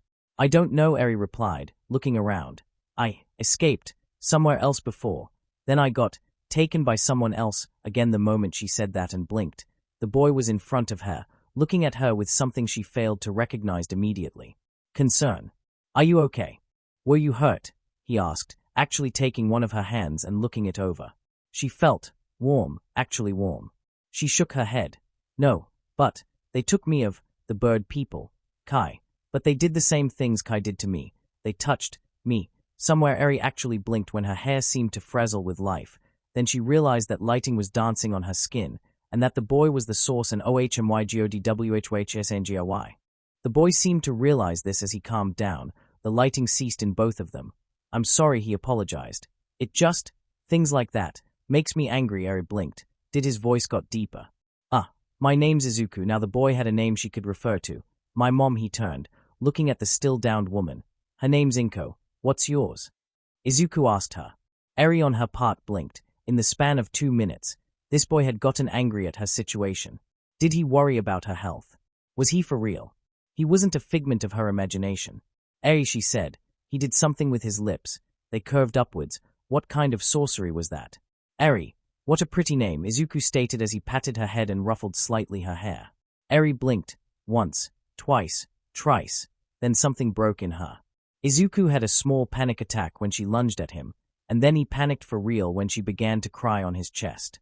Enji Todoroki walked on autopilot. It was something that he had been doing for the past 5 years of his life. The room remained the same bed, the same machine, the same decorations, the same occupant. Enji bit the cold pit that always formed on his stomach whenever he entered the room. With a big sigh, he did so, a bouquet of flowers in his hands. He nodded at the nurse in the room. The nurse nodded back with a small smile as she left the room. Once she was gone, Enji turned his attention to a vase full of flowers. It was big enough for him to put the bouquet in, which he did with great care.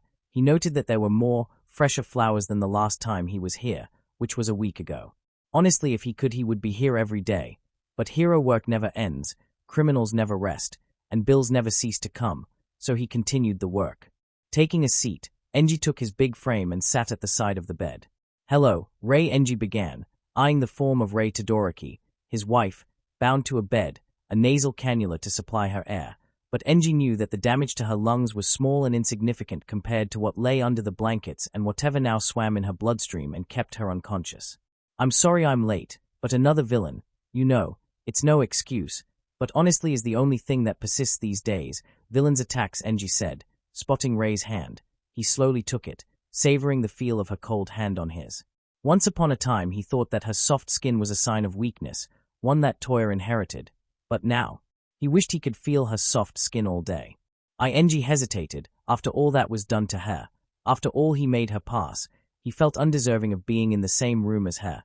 Every time he came, he remembered the good and the bad of their relationship, and he was angry at himself for being the reason of most of the bad. "The kids, they are okay, most of them." Enji began his weekly ritual.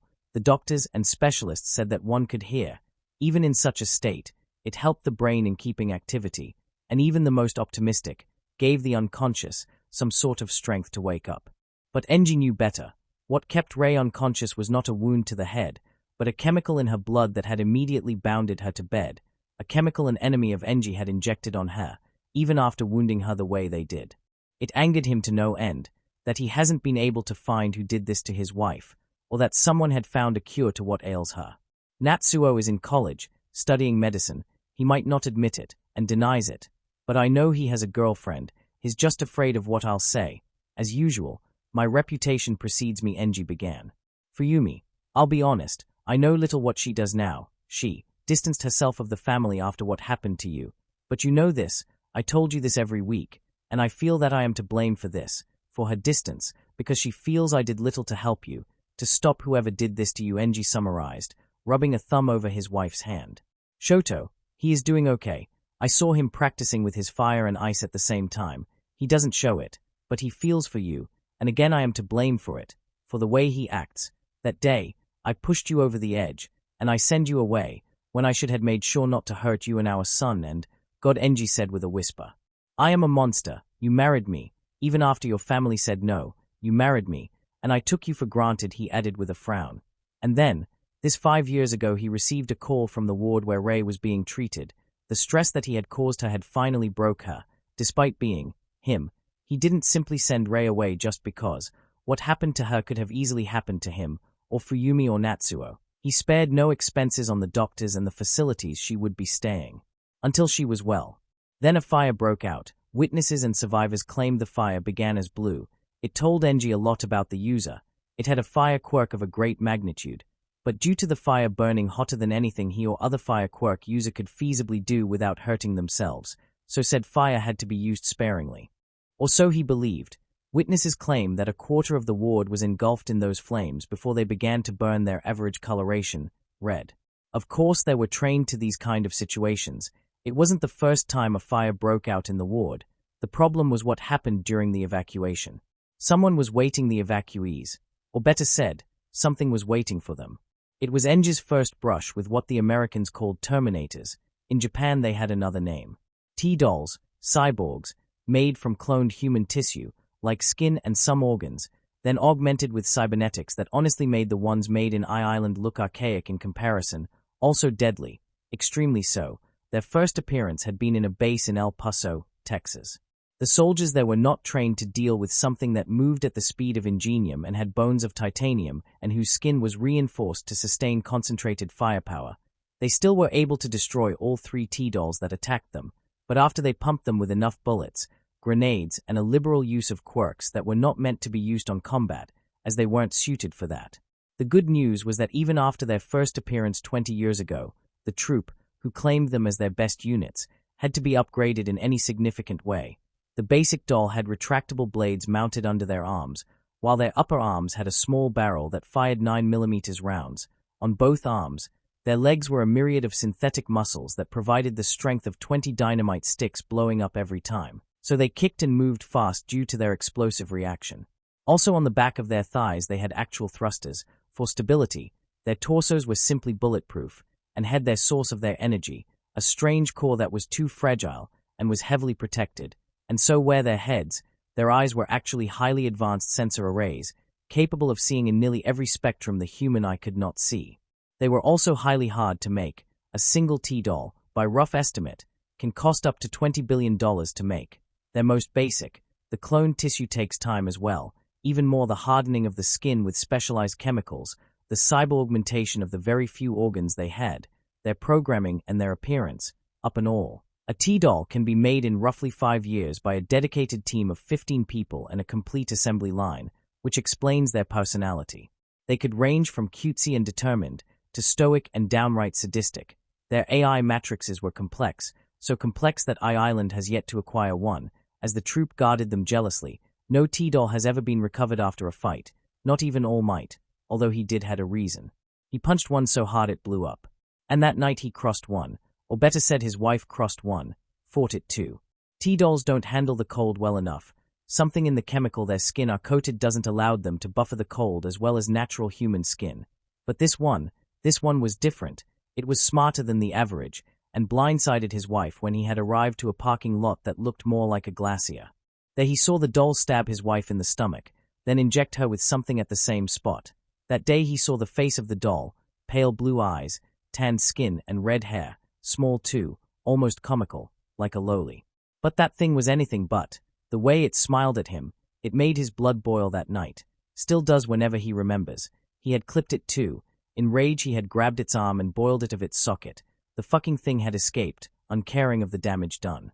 That thing was responsible for his wife being on bed, with a strange toxin trying to ravage her system, to kill her. The doctors here were the best, and had treated her at the best of their abilities. They had stopped the toxin from harming her, but it was still there, reason why she hasn't woken up. Until it is gone she won't wake up. Sad thing, she wasn't the only case in the world. She was the only one to survive it. The ways the others died were classified. Not even he could get them to tell him what would have happened if his wife died thanks to the toxin, something horrible, so horrible that the doctors paled whenever mentioned. Shaking those thoughts, Enji focused again on his wife. Leaning in he kissed her hand clasped on his own. It was the most he could do. He didn't feel worthy of doing anything else. Until she awakens, he will do everything in his power to seek her forgiveness. Try to start over. If she wants the divorce after what happened, it would kill him, but he would give it to her.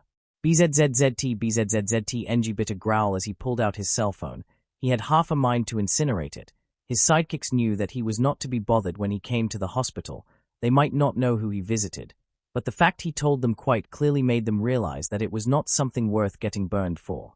Feeling the incessant buzz in his hands, and seeing that the idea of it was of the detective friend of All Might, Enji decided to answer. Maybe it was to hash out the final details on this raid against a troop training ground. With a press of the screen, Enji brought the cell phone to his ear. Speak, he stated, and so the detective spoke, and Enji's eyes widened. Today. They did what? Enji was not a man easily surprised, but what the troop did, oh, this was the icing on the cake. Very well, I'll call my sidekicks, coordinate with Night Eye, we'll be there, and with that he ended the call, looking at the sleeping form of Ray, with a small kiss, again on her hand. Enji departed the room. Once outside, he motioned both guards posted to it and the nurse in waiting, and nodded. Today, Enji Todoroki would earn himself some petty vengeance against the troop for what they did to his wife, and he was going to enjoy every second of it. Inko bit a groan as she slowly regained her senses. Her muscles hurt, and by some reason her hands were aching, like if she had overused her quirk. No, like if the muscles they were overused, not her quirk. Opening her eyes, the first thing Inko saw was red, more like red illumination. The floor was black and cold. Groaning, she brought her hands to the floor so she could stand up, biting a curse as her hands made contact with the ground and increased the ache in them. Mom. The voice of her son made her look up and distracted her from the pain. She also saw a little girl, white hair and red eyes, with a small horn on the right side of her head, looking at her strangely. Her son was soon within reach, actually limping his way towards her and helping her stand up. Izuku, what happened? She asked. she saw her son actually scoff in some anger. "We got kidnapped, and I got a pretty good idea who was behind this," Izuku muttered with some anger. Inko noted that the tattoos visible in his hand and face weren't glowing with the same intensity as before. Even more, her son looked pained? No, exhausted.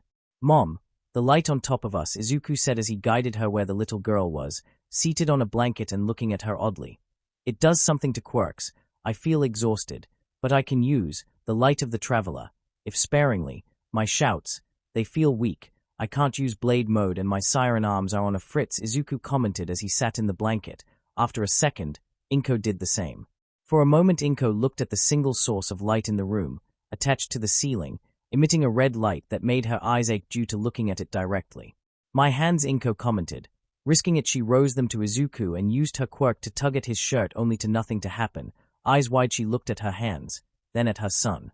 "I think it acts just like Eraserhead's quirk. It cancels a quirk activation when he looks at you with his active," Izuku said. Then the little girl began, drawing attention to her. "Why yours work?" she wondered, something Inko wondered herself. There Izuku chuckled. "I guess this really doesn't stack up to a para-casual force like the light. It limits me greatly.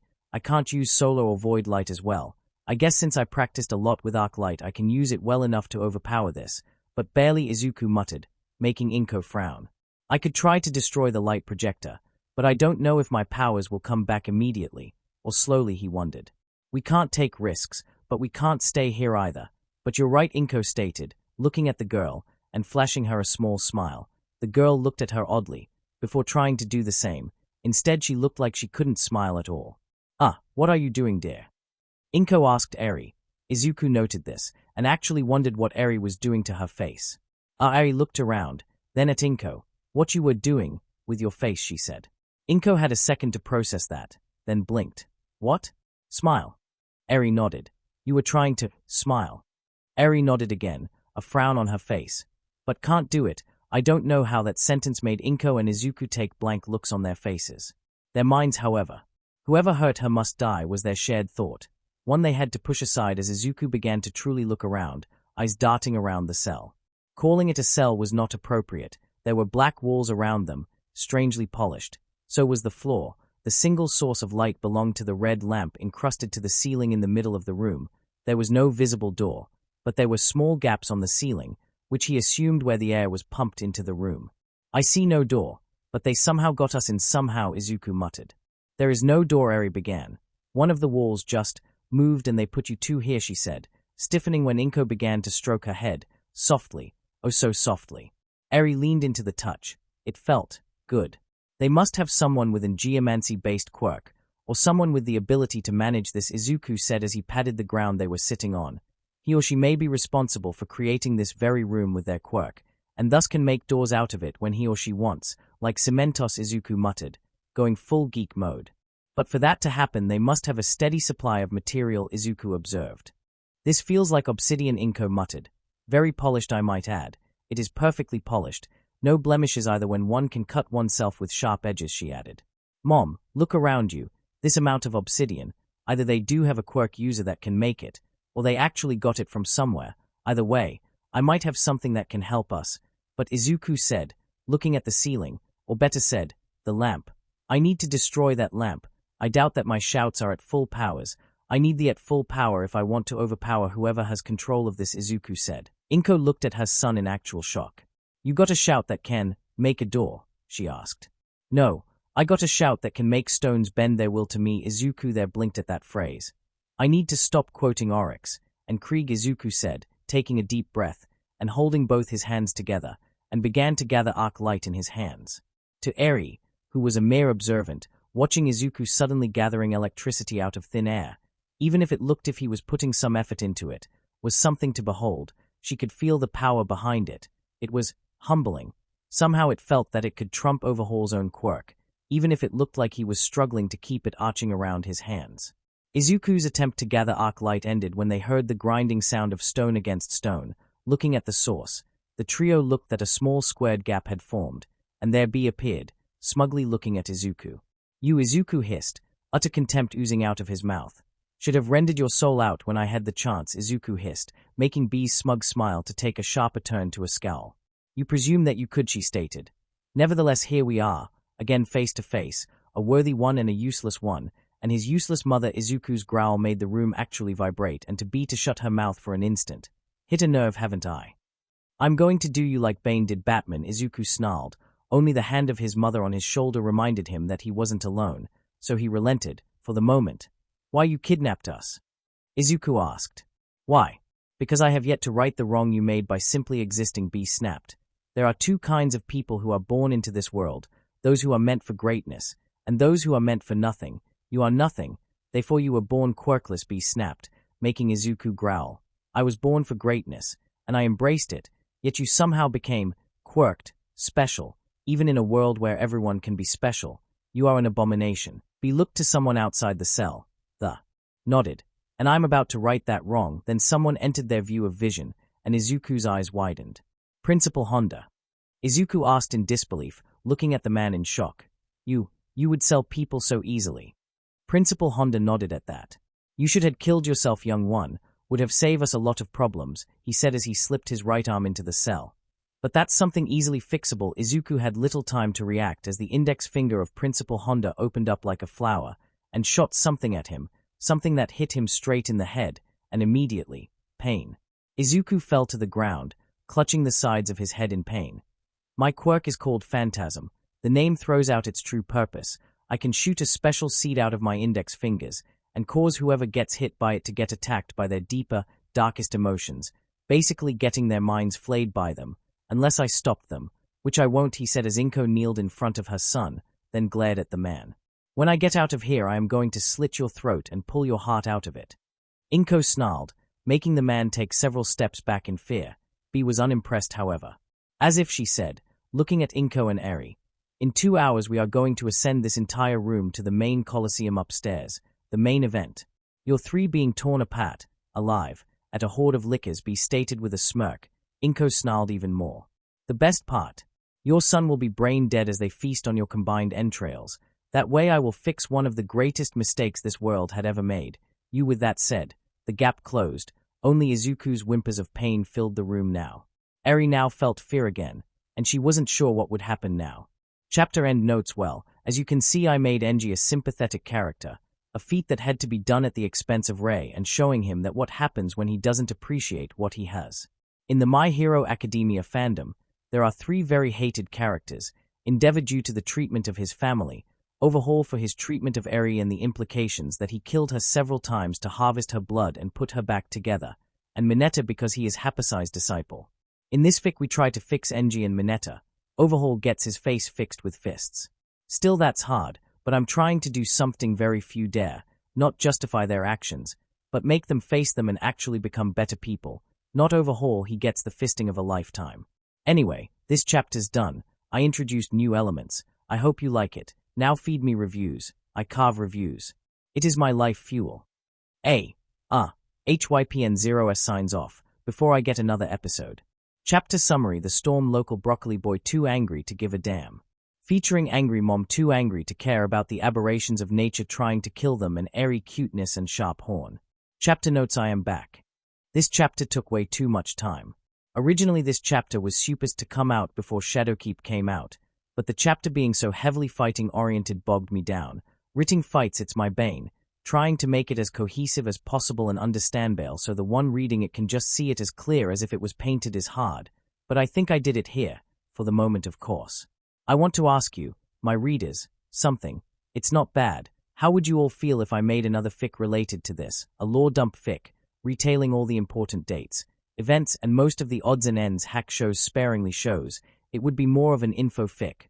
What happened during the first years of Quirk emergence in this version of My Hero Academia, how the countries reacted to this. Which did good things, which did bad things, important heroes, important villains across the world, the troops' history and reasoning behind using video game monsters as templates for their bow program. I bring this up because so far the manga has teased us with the background of the world that it was before. We know how the world is at that time, but very few parts show us the chaos of the first years during Quirk emergence, and most of them are shown by All for One and Redestro. And since they are villains, at least one the other is more like a revolutionary, we can take their stories with a grain of salt, not that they aren't saying the truth, but placing the truth firmly in their yard. My truth. In every story, there are always two sides of it. So if you like the idea, I will start it right away, working in parallel with the next chapter. After all, it will help me fight Ritter's block. But don't expect too much updates. Shadowkeep is out, the grind is real, and I love it. So enough rant, let's go to the fic at hand. Enjoy, my friends. See the end of the chapter for more notes. Chapter 5, The Storm 10:35 p.m. Mirio poked his head from his hideout, looking at the mingling amount of teens and the odd adult here and there, all taking seats and actually talking excitedly about what was going to happen. Mirio idly spotted Yagi in the crowd, seating as well, but Mirio could see how tense he was. Not that he could blame him, he was tense too. Mirio brought a finger to his ear, and a click was heard in it. "Sir, I am already inside." Spotted contact on the crowd, no signs of the Midoriyas, but I see a lot of most wanted from at least 3 prefectures, he called silently. "Acknowledged. Surveillance confirms your findings. We are taking position and waiting for time of initiation. Have you planted them?" Sir's voice made Mirio's already tense nerves to calm, if slightly. "I have. The turret network is down. They don't know it yet," Mirio answered. "Good.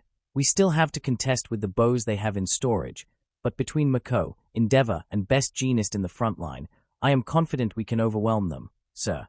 I am too, but I am worried. What if they bring the Midoriyas?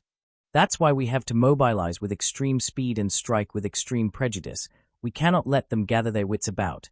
We need those projectors down, and without them we can fight without risk our quirks failing on us." The discovery that the Colosseum had several projectors of light that acted as Eraserhead's own quirk, but on a greater, more painful scale, reports were scatter. But the blueprints of these projectors showed they emitted the same type of radiation Eraserhead's quirk did when activated, but on a higher scale, at least 20 times stronger. Such a exposure caused pain directly to the quirk factor.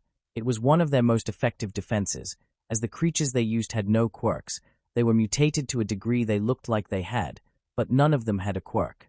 Coupled with the pain factor those projectors will cause, and you can have a massive force like this being destroyed by a small force, that could not be allowed. Mirio kept to the rafters, keeping low and making his way into the main control room.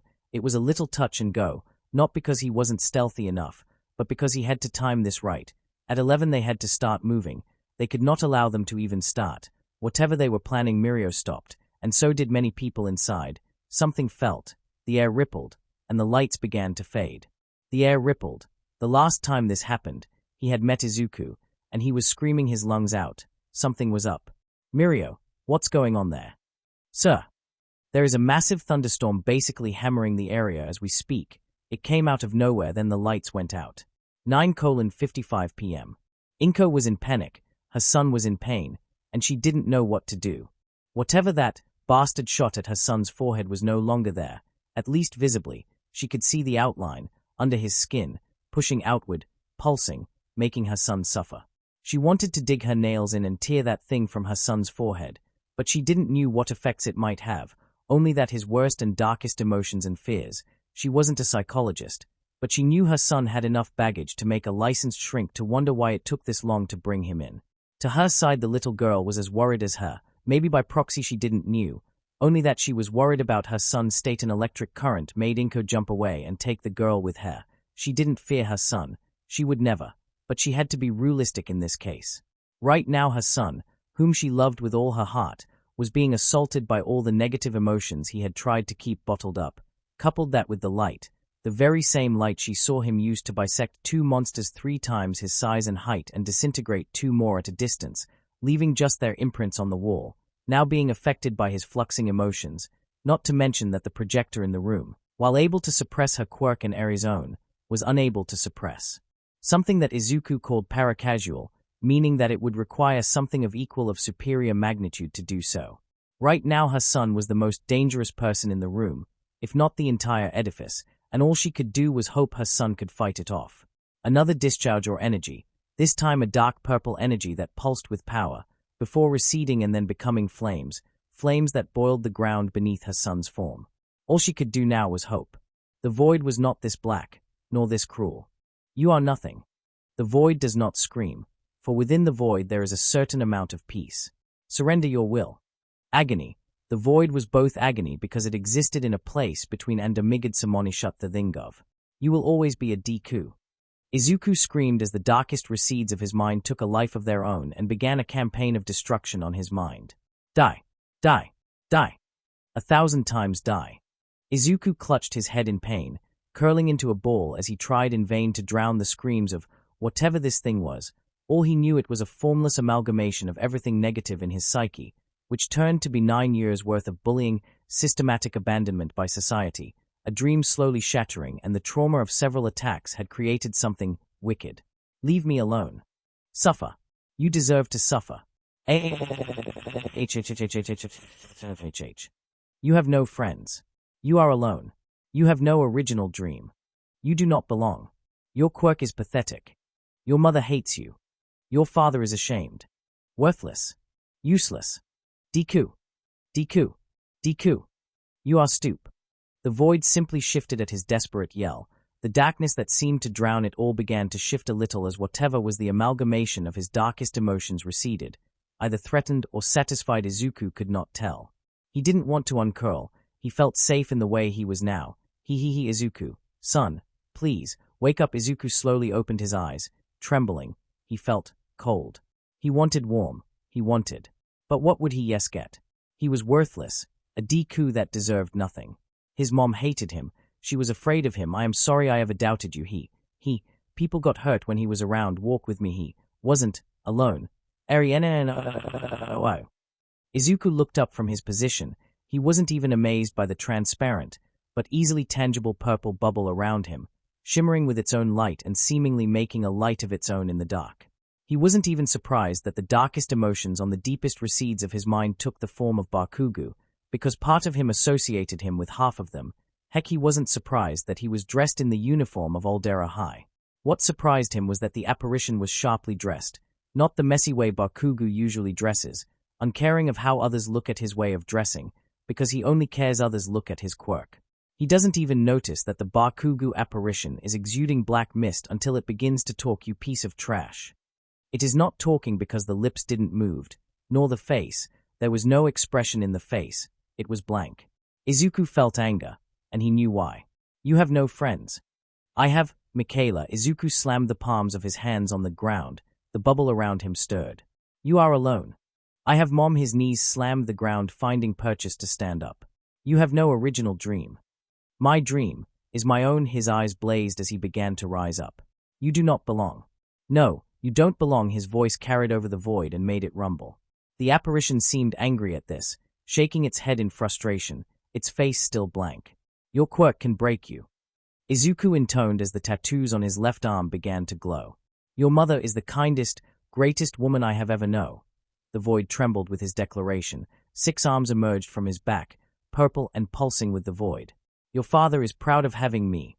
The apparition was now trembling in anger. Izuku could tell. Izuku didn't care that this thing was having a mental breakdown of its own. This thing, this monster, it dared. He dared, Honda dared to violate his mind, just because he thought himself superior. The bubble around Izuku vanished, but Izuku didn't care. Right now he had something to do. This thing was stopping him from returning to his mother, to little Eri, to defend them. You are mine. The apparition lunged at Izuku, arms that elongated almost comically. The face didn't change. Izuku had other idea in mind. He stood his ground because he's a wall. His 6 arms easily caught the elongated ones, the grip strong enough to bend metal beams with ease. Izuku commanded them to do so, and the elongated arms of the apparition broke like twigs in his arms because he's a wall. The apparition screamed in agony, a sound that was akin to nails dragging on a chalkboard. One Izuku silenced as he motioned his arms to push the apparition to him, left fist cocked back and glowing purple, ready to break the apparition's face because I thuelin with thedicnis breaks. With a yell of utter anger, Izuku lets loose a fist that symbolizes 9 years of bullying, anger compression, and making his mother cry. Anger because he could not face his demons and cull them. Anger because he didn't cared enough about himself. Buthi is a wall and wall stonker. The shield forms before it meets the face of the apparition, and it caves the face of the apparition with brutal ease. The force of impact is great enough that, with the elongated arms still in his hands, are cleanly ripped of its sockets as the body of the apparition is blasted away. Izuku didn't mind the purple shield in his left arm, or the fact the tattoos there were glowing the same color as the shield because he is a wall, because walls break anything that dares attacks them, and walls don't care. The apparition simply bounced once, twice, and somehow did a somersault in its third bounce, landing on its feet, arms missing and face disfigured. Izuku found it appropriate. "You dare?" Izuku answered by assuming a combat stance, shield up front and siren arms balling fists and raised up. "I do," and with that Izuku charged at the apparition. Inko didn't knew a lot of things about her son Quirk, which was kinda okay, given the fact that part of it apparently broke several laws of physics by simply existing in him. And no, the extra arms, despite being ethereal in nature, were pretty standard in today's society. It was what he called the light what worried her, not because it was powerful enough to still function even with this Quirk suppressor light above them, but because it could do. Her son called it a paracasual force. She didn't knew much about it, to be perfectly honest, but she understood some words and actions, in this case MOT, if not everything in the world was tied to the laws of action and reaction, cause and effect. A son being born was one of them. It needed something to become that, cause. The effect was the sun in itself, the heat it produced, the light it shed, cause and effect. But Izuku's light was different. It was beyond causality, it was beyond those laws. There was no cause, there was just the effect, and that scared her. There was also the fact it happened to be a fictional power that no one in the world had a business in having, yet her son saw fit to have because it provided a tactical advantage. Trust her son to get the power not because it's cool or flashy, because it was both, throwing laser beams and thunderbolts out of his hands to such a degree that vaporizes is something every kid wants, but because there was no legitimate way to counter it with quirks. How can you counter something that it's out of the fundamental laws that rule most actions in the world, not laws on paper made by lawmakers, but laws of hard science that cannot be countered no matter how bad you try it? Simple, you can't. That's why he was fighting Phantasm, when it was painfully obvious that it had never been attempted before. Inko was no quirk genius like her son, but she had a mind of her own, and she knew that the seed that was fired by Principal Honda, soon to be dead, was some sort of psychotropic. It would explain why her son had such a reaction. It had to have anesthetics as well, because she saw several roots under her son's forehead, growing under his skin. She could see the origin point, the point of impact of the seed Honda fired. He had to had used it several times to know what it did. Something like that had to be tested multiple times to know what it does, and frankly it horrified her, to know that someone was tortured to perfect that quirk in particular. A pulse of purple energy made her focus again on her son, and how he struggled against whatever Phantasm tried to break him against. She could only imagine what horrors that thing could be making to break her son's mind, but there was a sense of calm as well, knowing that her son was fighting it, using the very thing that Quirk seemed unable to fight well enough and was empowering her son. "What do we do?" Eri suddenly asked, wrapped against her side, her red eyes focused on Izuku's fallen and glowing form. "I don't know," Inko muttered to the little girl, holding her, as it was the only thing she could do right now, try to comfort what the Inko suddenly said, focusing her attention on her son, or more precisely, his forehead, and how something broke skin and was slowly being pushed eyes wide. Inko let go of Eri and rushed to her son's side, not even caring about the volatile energy that could render her to molecules if so. But Inko didn't care. Her son needed her help. And right now she could see how she could, looking at her fingertips, or better said her nails, and the protruding seed, already drawing blood due to the rupture of skin. Inko made her choice. Her son was fighting in his mind. He wasn't giving up, like in all his life so far. He wasn't giving up, even with the odds stacked against him. Why should she give up? Why not follow her son's example and simply fight on? So she reached. The tips of her fingers couldn't reach the tip of the seed, but her nails could. So she did that. The moment she touched the seed, her body seized up as she blinked and was greeted with her son basically caving Katsuki's Bakugo chest with a glowing purple shield. All while the area around them was either as dark as the void of space or glowing a purple that she knew Mitsuki and Masaru had been looking for one of their works. "You whore. The fuck you said to me?" Inko muttered, already marching to the armless, face-bashed, chest-caved abomination that looked like Katsuki Bakugo BAMMM. A vicious right hook from her made the thing fall to its back. Teeth that were still attached to its gums flew off. Izuku stopped another attack with his purple shield, actually looking surprised at her appearance. Right now she didn't put much attention to him, but rather this thing. "I'm going to rape you." "You bastard," Izuku hissed from behind her, Inko didn't even reprimand him for his bad language, because she right now had a rough idea of phantasm. What the principal said might be right, but he was omitting something else, something she assumed the moment he gloated about his quirk. He had to had some influence over how the dark thoughts of the affected presented themselves and acted to the affected, because she knew that her son, even in his worst, would never act and say the things this thing said to her right now. And surely the principal must have some inherence on what appearance this takes as well. Why not force it to take the form of someone that tormented her son? So with that in mind, Inko did something she knew would only do to the principal once she gets her hands on him. You are nothing. I exist beyond your reach. I am inevitable. No, Inko whispered, then kneeled on top of the thing, hands poised to the face. You're not inevitable. I am a mother that will do anything for her son, she screamed, not noticing how her son looked at her. And guess what? You're within reach. Her hands seized the bashed head, her thumbs crooked towards the eyes of the thing, and she plunged them. The dark of her son's mind began to flicker even more as the wails of the thing began to grow more and more in volume as she forced her whole weight onto her thumbs and the eyeballs of the abomination that screamed and screamed like the trash it was. That's right, scream. Inko bellowed. I want your master hear you scream. Stop. It hurts us. Stop. Inko snapped or asked. Stop? You were raping my son's mind. I'm not stopping. Not until I break you in two. Ah. Mom, Izuku whispered, approaching her as she continued her assault. Izuku didn't heard the sound of something breaking or groaning in pressure. I'm going to do you like I'm going to do him. With a yell, Inko forced her whole weight on her hands and something broke. Crack! The skull of the thing that looked like Kitsuki Bakugo caved in under Inko's grip.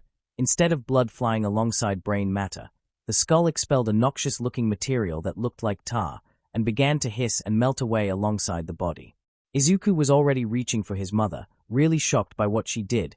It wasn't every day you see your affable and kind-hearted mother cave someone's head off all while gouging their eyes too, screaming her lungs out all while at it and making death threats you expect a villain or a borderlands psycho would spout, but with less Hamlet and more indignant fury. The moment he touched his mother's shoulder, who was still kneeling, there was light and Izuku gasped, and Inko gasped, and Izuku felt pain when Inko pulled the seed from his forehead and possibly some skin. Eri was by now just a bystander, and just saw how Izuku sat up, gasping in panic and seeing how Inko fell to her butt, shocked as well, and the seed on her fingertips being tossed aside, covered in blood and actual roots.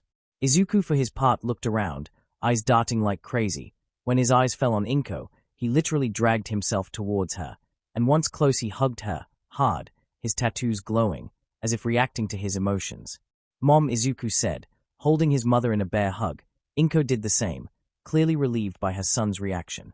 Mom, you didn't need to do that, Izuku whispered, holding his mother close. You didn't need to, he repeated. I had to, Inko said, pulling away of the hug and holding her son's face with her hands, noting the tears on his eyes. She felt her own tears, but didn't mattered. Her son was safe. You didn't had to, he said. It was my problem. I had to deal with it, Izuku stated, looking at his mom with teary eyes. Inko just shook her head. You're my son. Your problems are my problems. I helped create that thing too, she said. I'm sorry you had to see me do that, but I don't regret it. For you, anything, she said, holding her son again in a hug. Izuku for his part just closed his eyes, hugging his mom, but his thoughts drifted towards everything that has happened so far, and who was responsible for this whole mess. His eyes hardened, a scowl appeared on his face, despite having quite literally beating his darkest thoughts and seeing his mom cave its head and gouge its eyes. The fact remained, this shouldn't had happened. He shouldn't had confronted his darkest emotions. His mother shouldn't had confronted his darkest emotions. There shouldn't be a little girl around and trapped with them because he thought her retarded way of thinking was the way the world was supposed to run. Because the principal thought the same. Because a bunch of people outside their cell though the same. Izuku, at that point, finally became angry, really, really angry. Releasing his mother from the hug, Izuku slowly stood up, taking deep breaths. Arc energy began to travel around his body as he looked at the source of the light in the room, the projector, a lamp. He glared at it, focusing on it. Izuku, Inko called, looking as her son's body began to glow with the same electricity. He called Arc Mom. Step back, Izuku hissed as he concentrated all he could on his hands. The projector was scrabbling his quirk, and therefore most of his powers, which meant at some level his quirk allowed his powers to exist. Messing with it meant messing with his powers. Yet the light of the traveler resisted. Izuku growled, fingers twitching, arms trembling. Inko saw this and retreated back to Eri, actually holding her close as the girl looked back and forth. Izuku yelled as he launched his hands towards the projector, a stream of pure arc energy emanating from his fingertips with a powerful crack, like a thunderbolt, and impacted the projector. Instantly the projector burst into sparks and fire, failing and dying out as the light it emitted died out, bathing the room black. Only the small fire its destruction caused lighting the room, if a little. Inko immediately felt the pain leave her hands, as if a pressure was lifted. She noted how Eri began to rub her horn in a shooting manner, a relieved look on her face. Then the room lit up as Izuku's extra arms came out. The blue arms began to crackle with arc energy, and so did Izuku. She could hear his harsh breathing. Her son wasn't okay. "Izuku, dear, are you okay?" she dare ask the obvious. The silence lasted a second. It felt way too longer for Inko. "No, Mom, I'm not okay," Izuku hissed. The room shook with his voice. "I am all but okay." The walls vibrated, and Eri clutched closer to her. "We were kidnapped, we were drugged, we were mistreated by a lunatic." The floor seemed to ripple with his voice. "Worse of all, they dragged an innocent to this mess." Eri actually blinked at that. Someone who had nothing to do, and they dared. Izuku screamed, actually screamed the last words, making Inko feel her organs vibrate over that. Dared to actually say it was a punishment, a punishment. Izuku bellowed, and there the arc energy reached its apex. Inko would describe Izuku's first landfall as Izuku exploding into arc energy, a bolt of electricity hitting him from apparently nowhere, hitting him and the ground beneath him, making the obsidian under him to crack by the sudden explosion. Oddly, Eri didn't yell at that. Inko did. It was like seeing a lightning bolt suddenly hitting just feet from her. As he floated, Izuku raised his head, and she could see how angry he was. "No, Mom, I am not angry. I am furious," he screamed, and there Inko felt pity. It lasted a second. She felt pity for everyone that was about to cross her son's path, and hers. He wasn't the only angry person in this cell right now. MULQAH dive. Then her son exploded in a rainbow of colors, lighting the room. Wisps of energy exploding from him and then forming around him, taking the form of spiky scales. His arms, all of them were covered in the same energy. So did his torso and head, with the spectral-looking armor covering him up and glowing a rainbow of orange, red, yellow, blue and white. It looked more like a flashy technique or something. But she could not deny that her son looked intimidating right now. "Las yar nia," he screamed again, and she saw her son look around, a scowl forming on his face and growing deeper and deeper, then turned to the wall from where the principal and B had appeared, and her son seemed to focus directly on that spot. "Gol ha dov." A blast of energy came out of his mouth, impacting the wall, and making it groan, a groan that seemed to expand all over the room. "Mom," Izuku called her. "There are 2 guards right outside. I'm going to take them out," he called. She instantly understood what he was planning, and began to stand up, Eri clutching her hand for support. Bex, and with a single word, the wall began to split in 2, like a door opening to his command, to his will. There Inko saw the 2 guards that were just starting to turn around. 2 guards were dressed in skin-tight leather one-piece suits, she noted, with tactical vests under their torsos, elbow and knee pads covering so said areas, holding what she assumed was an MP5A5 machine gun, an old but reliable gun, in capable hands. They also had masks, gas masks with what she assumed were tactical goggles covering their eyes. Their hunched appearance, longer than average arms, like chimpanzees, made her realize what those things were the moment they let out a shriek, bioorganic weapons. WULD, then her son blurred from sight, and he was in an instant, in front of the creature's crack. And the creature's heads, and a good chunk of their shoulders was forcefully rammed into the wall behind them, the guns in their hands falling due to the sudden impact, and, were they deflating? Sure enough, the creatures began to deflate, actually deflate, leaving only their clothes behind, and a small hiss, indicator of their demise. Inko slowly began to stand up, taking Eri's hand and motioned her to follow her. Izuku still remained on the entrance, looking at the hall with a scowl. Once outside, she realized why. Several of those green-armored individuals, the ones with the pikes in their arms, were present, at least 5, the hiss of their gas masks making her narrow her eyes. "Eri-chan, stay behind me," Inko said, reaching for her quirk. She found it still working, even after such ordeal with the projector, and somehow stronger, as it pulled the MP5A5 from the ground and into her hands with ease. The gun in question was not heavy, most of its original components were replaced with alloys to reduce weight and make it easier to carry. This was no exception, But bullets were still bullets, and this variant obviously had a 40-round magazine. It was just like the one she used in basic. Pity it didn't have a suppressor. This one's made a lot of noise. The safe was off. The rate of fire was set on burst fire, yanking the clip and looking at the exposed round. She rose an eyebrow. 9mm Spartan ammo, fragmentation rounds. Tear trough soft tissue upon entry and causes massive damage upon exit. It was an improved design too. The head looked like it could punch trough a vest with ease. Wonderful, Inko thought with a grimace as she loaded the gun again and stood behind her son, gun aimed at the creatures. Someone mashed armor-piercing and fragmentation rounds together the creatures. The GOLEMs seemed to consider what to do at the moment, before perking up and actually rushing at them. Izuku was ready to move. Bang. Bang. Bang. Bang. Bang. Bang. The first two GOLEMs fell to the ground, their faces riddled with bullets. Izuku hesitated for a second, before unleashing towards the remaining three. YOL to a SHULLL. A massive and sustained gout of fire impacted the three remaining GOLEMs, hitting them head-on and consuming them in fire. They tried to continue onward, but the intense fire overwhelmed them, eventually falling to the ground, burning. Izuku let the fire go, then looked to his mother, who was lowering her gun, a hard look on her face. They were following orders from someone else, Inko stated. Izuku blinked at his mother comment, then looked at the 5 dead GOLEMs. Then they know we are out, Izuku whispered. Looking back, he saw Eri, standing behind his mother, holding her blouse for support. She looked scared, and she couldn't blame her. We are getting out of here, Izuku said, looking at his mother and Eri. All three of us, he said, then turned to the corridor, hearing heavy footsteps on the distance. Eyes narrowed. Izuku channeled arc light into his hands. And we are going to make them regret ever crossing us.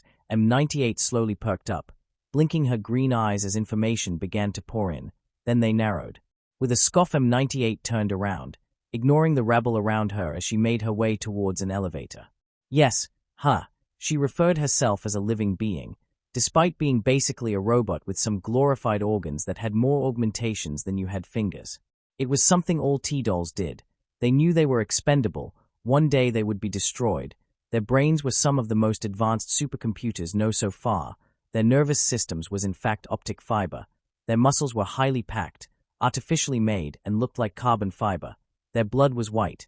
Their only organic materials were their skin, their hearts, liver, and what passed as glands that produced stimulants that were transported into their artificial blood and enhanced their muscles and nerves. And yet they referred themselves as she, not because it was some sort of sentimentality, but because it proved to be a valid tactic to confuse their opponents. In time they just continued to do so, as force of habit. Dressed as a Victorian-era maid, headdress included, M98 continued her trek towards the elevator. M98. We detected some anomalous activity with some GOLEMs. She resisted the urge to roll her eyes. She already knew that. I know. My dummy link just showed me 5 flatline GOLEMs and 2 Undertaker. Same status. Dead, she responded. She didn't need an earpiece to communicate. Her ears had them built in, and her onboard HUD showed her the current status of the linked GOLEMs and Undertaker units. The C6 still shows signs of activity and guard the perimeter, M98 replied. MMMH, still the motion sensors are lighting up in the holding cell. I think the guests are trying to check out. How quaint, she heard a chuckle on the end of the line. She rolled her eyes this time. How many tried to do the same and failed? Too many, at least in other sites. This was the first time it happened here. Regardless, I am moving to intercept and reinforce. My link indicates that a T-103 is en route. Confirm, she demanded. It is. Orders are to restrain. Be somehow captured one of the subjects we recently lost. They are needed alive, preferable override. They are escaping, dead or alive as usual, M98 stated. She heard the sigh on the other end of the line. The director won't like this, she heard as she found an elevator that would allow her to reach the lower levels. Then her HUD perked to life, showing her the vitals of a particular T-103, the very same sent to contain the escape. Its vitals were erratic, showing signs of, oh, it's dead. They just killed the T-103, moving to eliminate, M98 stated, entering the elevator and pressing the button to take her to the lower levels. As the elevator lowered her HUD again pinged to life with vitals of several of the bows tied to her dummy link system, a system that allowed her to control the creatures when she was within reach and could see the creatures and target. Right now it was just relying vitals. Several began to flatline, fast, too fast for her liking. As the doors of the elevator closed, M98 began to run internal diagnosis, preparing for a fight. By the time she reaches them, they would be past the holding pens, into the generator room, and surely destroyed the pens, by the look of things. Why this damn elevator can't move faster? She needed to buy more time to reach them. On a whim she unlocked all cages from the pens. It would mean that those things would be out. But right now she needed time to catch up with them, and if that meant sacrificing some stupid bows, then it would do. They were replaceable. In her eyes she wasn't. Inko marched with her son at a brisk pace, her gun aimed onward as she was taught and trained to do in these instances. Guns, with the advent of quirks, had not lost their lethality, only their position as the preferred choice for self-defense worldwide. Their advances had also decreased to the point that new weapons weren't being made. Why try to make a new machine gun when someone can cause earthquakes, or flash freeze someone? Same with new ammunition, new equipment of war, missiles, grenades. Everything offensive became stagnant. There was no real progress in that area. Defensive-wise things were different.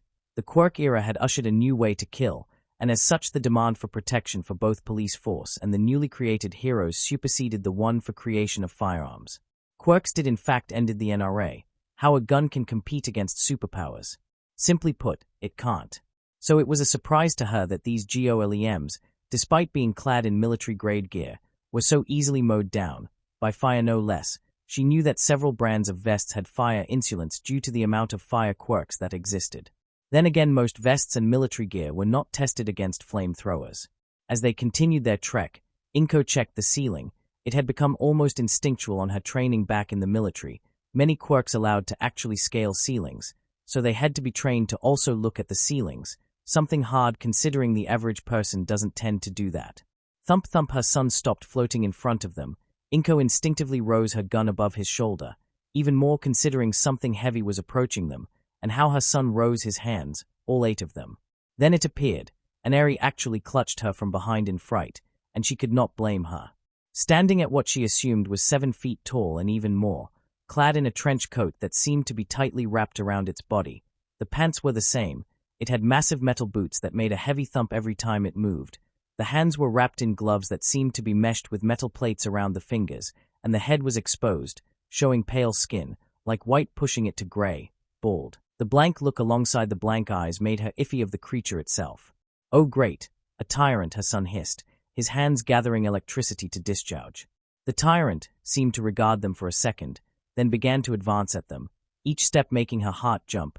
This thing was heavy, and was moving at a slow pace deliberately. Then a stream of electricity hit the tyrant head-on, his son arms, all 8 arms letting out a stream of concentrated energy that hit the tyrant head-on, making it actually seize up.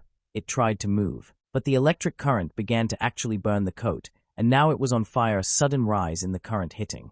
The tyrant and Inko had a front-view seat on how someone gets disintegrated by lighting. It suddenly glowed and then it exploded in a shower of sparks, letting what seemed to be ash in its wake, and the now burning coat, boots, and gloves. But it seemed the sound of lighting began to attract attention. Izuku lowered himself to the ground, supporting his weight on both legs, yet Inko noted how her son tried to support more weight on his left leg.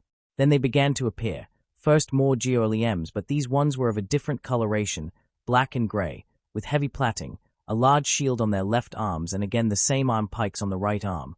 Then came lickers, 3 in total, all behind the heavily armored GOLEMs, stalking and tasting the air with their long tongues.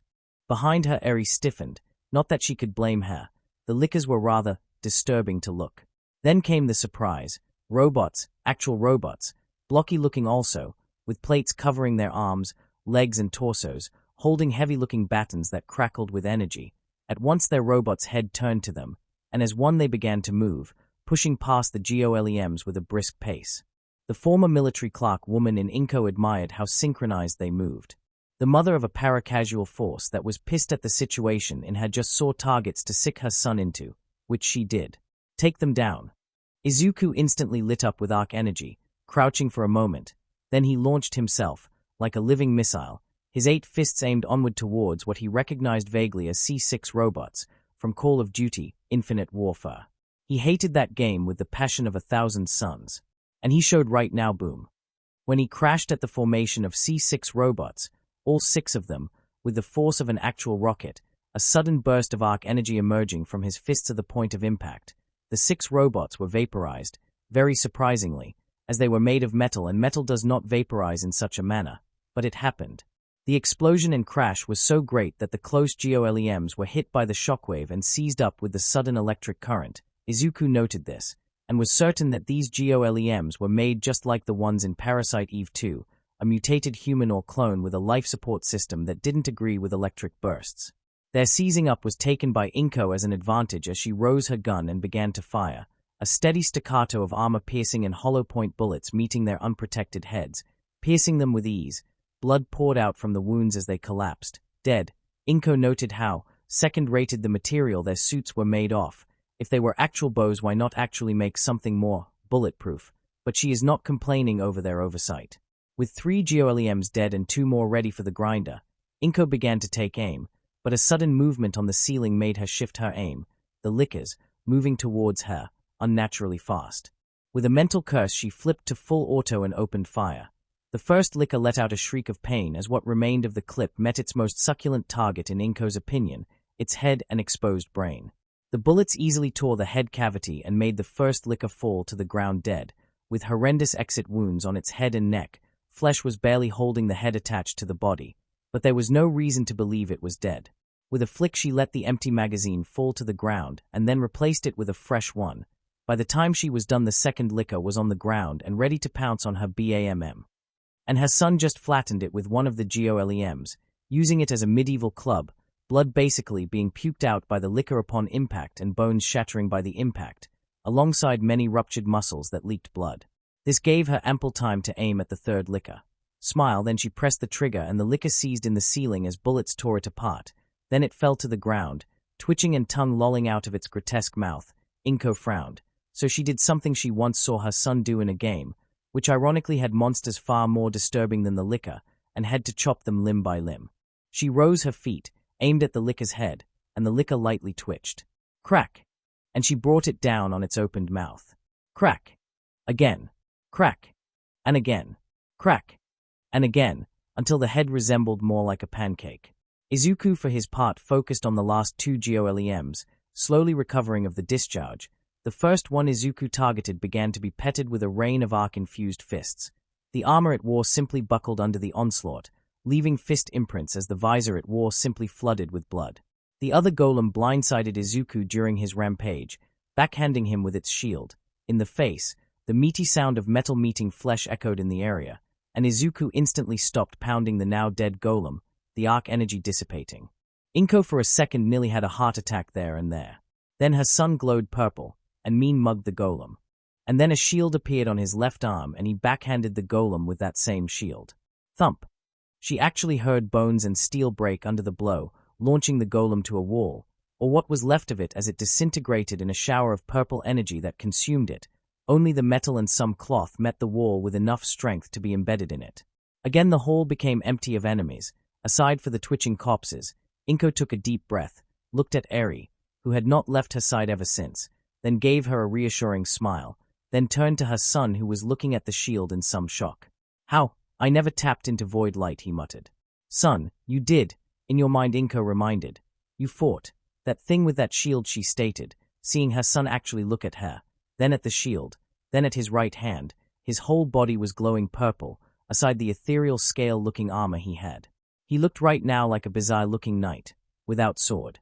Izuku for his part shook his head, looking ahead. He could hear more steps, more unnatural steps. More were coming towards them. His mother noted this, checking if she had more ammo. Looking at her pockets, she saw she had 4 more clips. Those undertakers had enough ammo for her to waste. How many? Inko asked. Izuku for his part narrowed his eyes. LAS, he uttered, eyes narrowing further.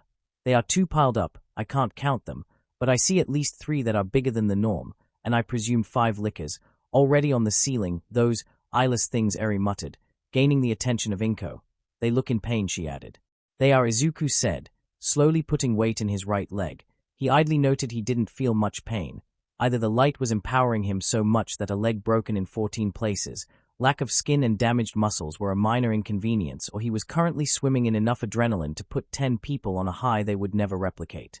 Maybe a bit of both.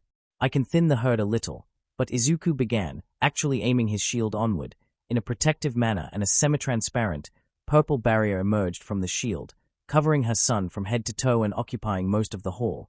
Inko looked at herself, noting how the gun she held was slowly glowing purple as well. "Oh my, I got weapons of light," Izuku said with some glee, observing Inko's gun. "We can use this, Mom. Stand behind me. Right now you got double damage," he said with a small smile. Inko blinked, the news slowly processing, then the news processed, and she smiled. She had, in effect, the rate of fire of a submachine gun, but with the hitting power of a heavy machine gun, with mod ammo. "Oh, this is going to be good," she hissed as she rose her gun and her son began to advance, Eri right behind them.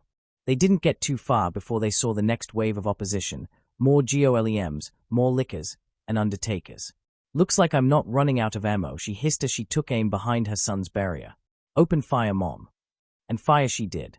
The Colosseum catered to many of the underworld's worst and most dangerous. Its wide selection of support items, custom-made of course, made it also somewhere most criminals came to get their gear, when an event wasn't happening, which meant in the morning, as most of the events happened at night.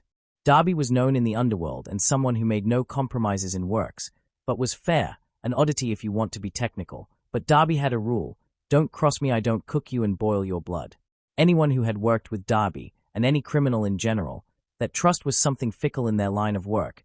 Anyone could get greedy and get ideas that might get someone on Tartarus, or dead. So anyone that worked with Darby knew that he took his job seriously, despite the fact he had a silly name. That name was about the only silly thing about him. His quirk was no joke. The nasty patches on his skin and the staples holding it to his real skin were no joke either. He is a professional despite his laid-back attitude. And if you cross him well, people tended not to last that long to come regret it. He also knows a lot of people in the underworld, comes with the territory, so when a Yakuza sat at his side, Darby grew concerned, because he knew this guy, because he had done some cleanup for his organization, and he has a pre-order of some special bullets that he plans to use against Endeavor when they are perfected, yet the unfinished product works as good as the finished, but he wants to drag the torture as long as he can. After all, it's not just Endeavor he wants, but his family as a whole. Business or pleasure, Chrono? Darby said as he took a bite of his hot dog. The man at his side, plague mask and all, simply glanced at him, then at the center of the still empty arena. Business. We lost something, Chronostasis stated. Or rather, we got robbed. Darby actually looked at the man with an odd look. Who is retarded enough to try and steal from the Yakuza? Someone with a death wish, like the troop here, Chronostasis stated, making Darby frown. I would be careful on how you phrase that. You know those guys simply don't care, Darby stated. But what brought these suspicions to them? They took the catalyst straight from us. Only two organizations can accomplish that. The troop and the Meta Liberation Army, Chronostasis stated as he pulled something from his clothes and handed it to Darby. Upon inspection, it was a picture. This is the catalyst? Darby asked, eyeing the small girl with white hair and red eyes on the picture. She looked scared and seemed to had never smiled a day in her life. Yes, they took her from the cell she was. There was no way to know that. But they did. They also got several of our men killed. Overhaul Sama is not happy, as you can expect, Chronostasis stated. When he is happy, he takes things too seriously. I mean, he has the heroes by the balls and they don't know. I would be happy, Darby stated, taking another bite of his food. TSK, I don't expect you to understand Overhaul Sama as I do. His job, it's too important to take things lightly. We are aiming to reconstruct the world and rebuild the Yakuza to its glory days. It is a serious job. Darby rolled his eyes at Chronostasis' statement. I haven't seen or heard anything regarding a girl with white hair, let alone one with red eyes and a horn that looks it can gore someone, but I have heard rumors that they got something special planned tonight. And you know what special means here, Darby stated, making Chronostasis narrow his eyes under the mask. Yes, a bloody opening. Know anything about the lambs? Darby shook his head. Nope, only that they pissed Her Majesty be enough for her to oversee their capture personally. That, and it cost her a lot. The bows send didn't return, Darby stated, making Chrono narrow his eyes again. Curious, usually it's the other way around. Yeah, thing is that there was no cop report. Either this was done hush-hush, something B is not known for, or Darby let that sentence hang. Or the cops under the troop payroll cover it up, Chronostasis ended. Maybe, but we know that might not be true. That chief they got has been flushing the rotten apples aside and flogging them for the public eye to see, Darby stated, talking about the sudden purge or several departments, including Musutafu's police force of moles and corrupt cops within their force. Chronostasis knew this as well. Most of their bought cops had fell to that operation, and had forced them to be more delicate on their operations. Also, Darby hesitated for a second, then looked at Chronostasis in the eyes. I saw a T-doll there. Chronostasis looked at Darby in shock. A T-doll? There hasn't been a sighting of one in Japan in over 5 years. Most sightings are in America and Europe, where their bases are located and heroes and military are constantly fighting troop forces. What the hell is one doing here? Overhaul's right hand asked. Beats me, but I assume it's related to the main attraction of the night, a T-doll. It's serious security, especially one of the M series, Darby stated, making Chronostasis groan. Wonderful, a T-doll, and you said an M series. Where is it now? He asked. Don't have a clue. Saw it for a second enter one of the elevators connecting to the pens and generators, dressed as extravagant as one, a Victorian maid, looked rightly unamused. The prisoners must be staging an escape. Darby chuckled at the mere idea. Both men knew that trying to escape from the lower levels was simply not possible. Many of the bows that fought upstairs were left to wander downstairs. Only members of the staff with IFF on them allowed them to wander the area below without risk of getting attacked by anything there. The idea that someone got out was ludicrous, but if that T-doll had decided to go and reinforce the creatures there, it meant that whoever was under them was really valuable to the troop to simply let go. You know, Darby began, finishing his hot dog, then going for a bag of popcorn. Those areas are not off-limits to us lowly spectators. Their Chronostasis smiled under his mask. Yes, but I think you should stay here. We are high-profile as it is. If we move together, people are going to wonder. There, he had a point. Darby liked to work with him from time to time. He was serious on his jobs and didn't do stupid decisions. This might count as one. If the off chance your girl is there, and with escort of whoever is trying to escape, what are you gonna do? He asked. Simple, Chrono stated, showing his gun to Darby.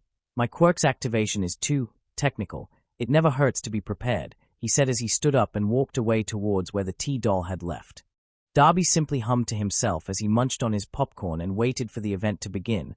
Honestly said, he was really hoping for something to happen. A golem met the wall face first.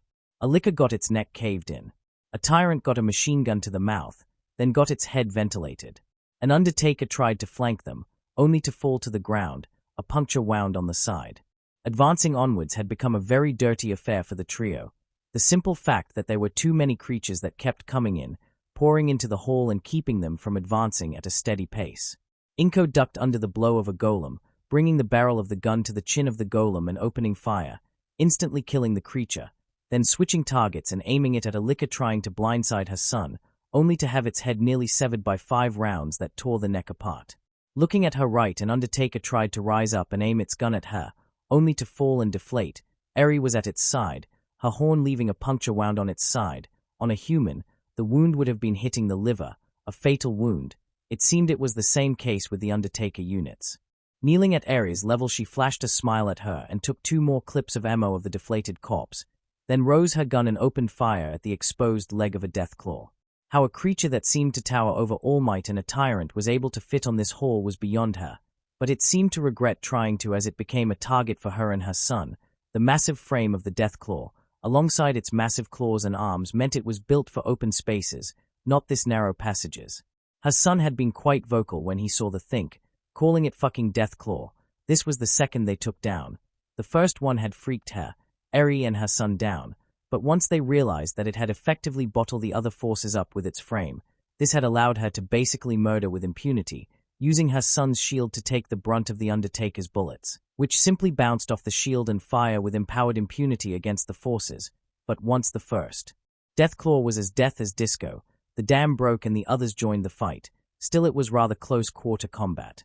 Her son's shield turned to be a rather fearsome close-quarters weapon, mostly because it seemed to be rather indestructible, and also disintegrated his opponents. Thung.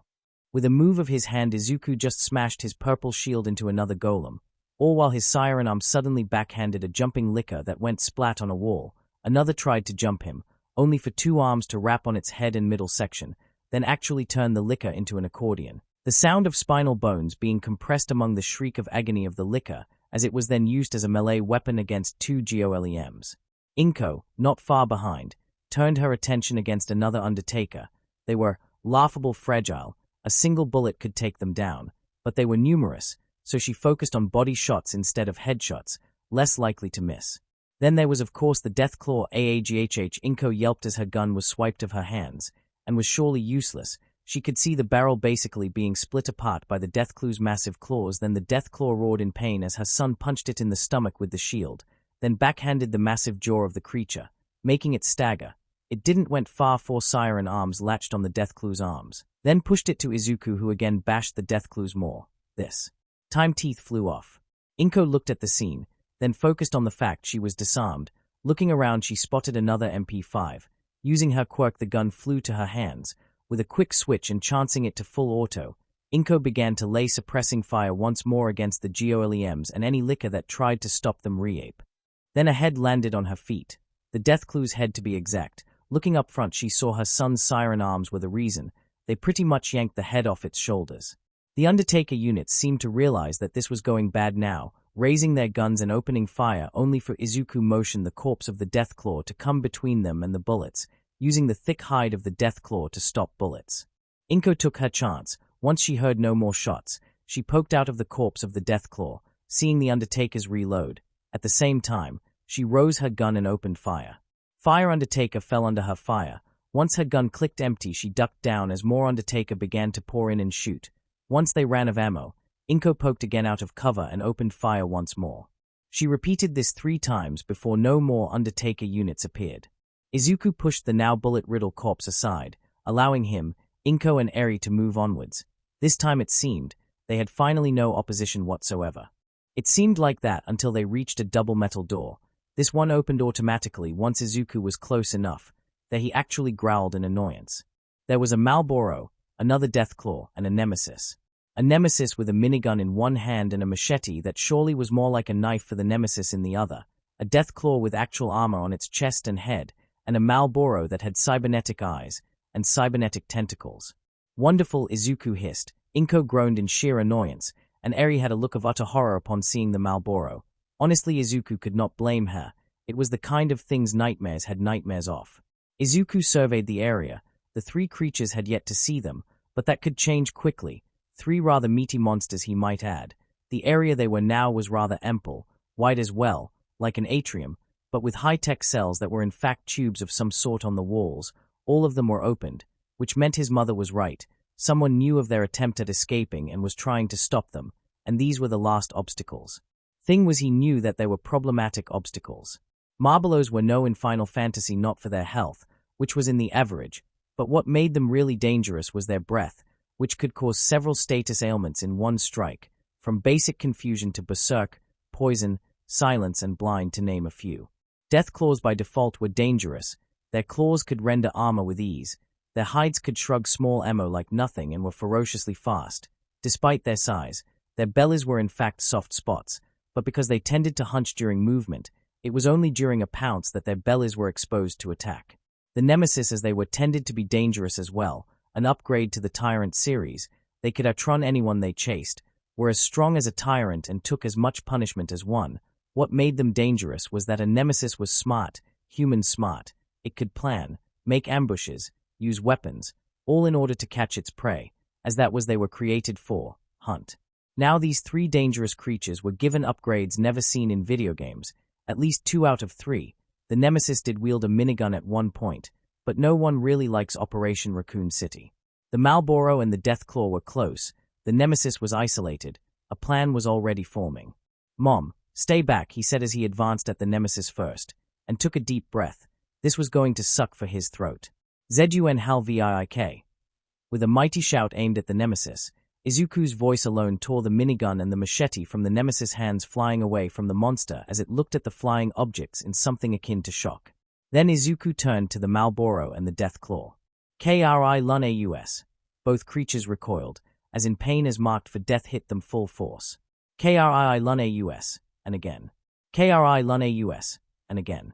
Kri Lun-Aus.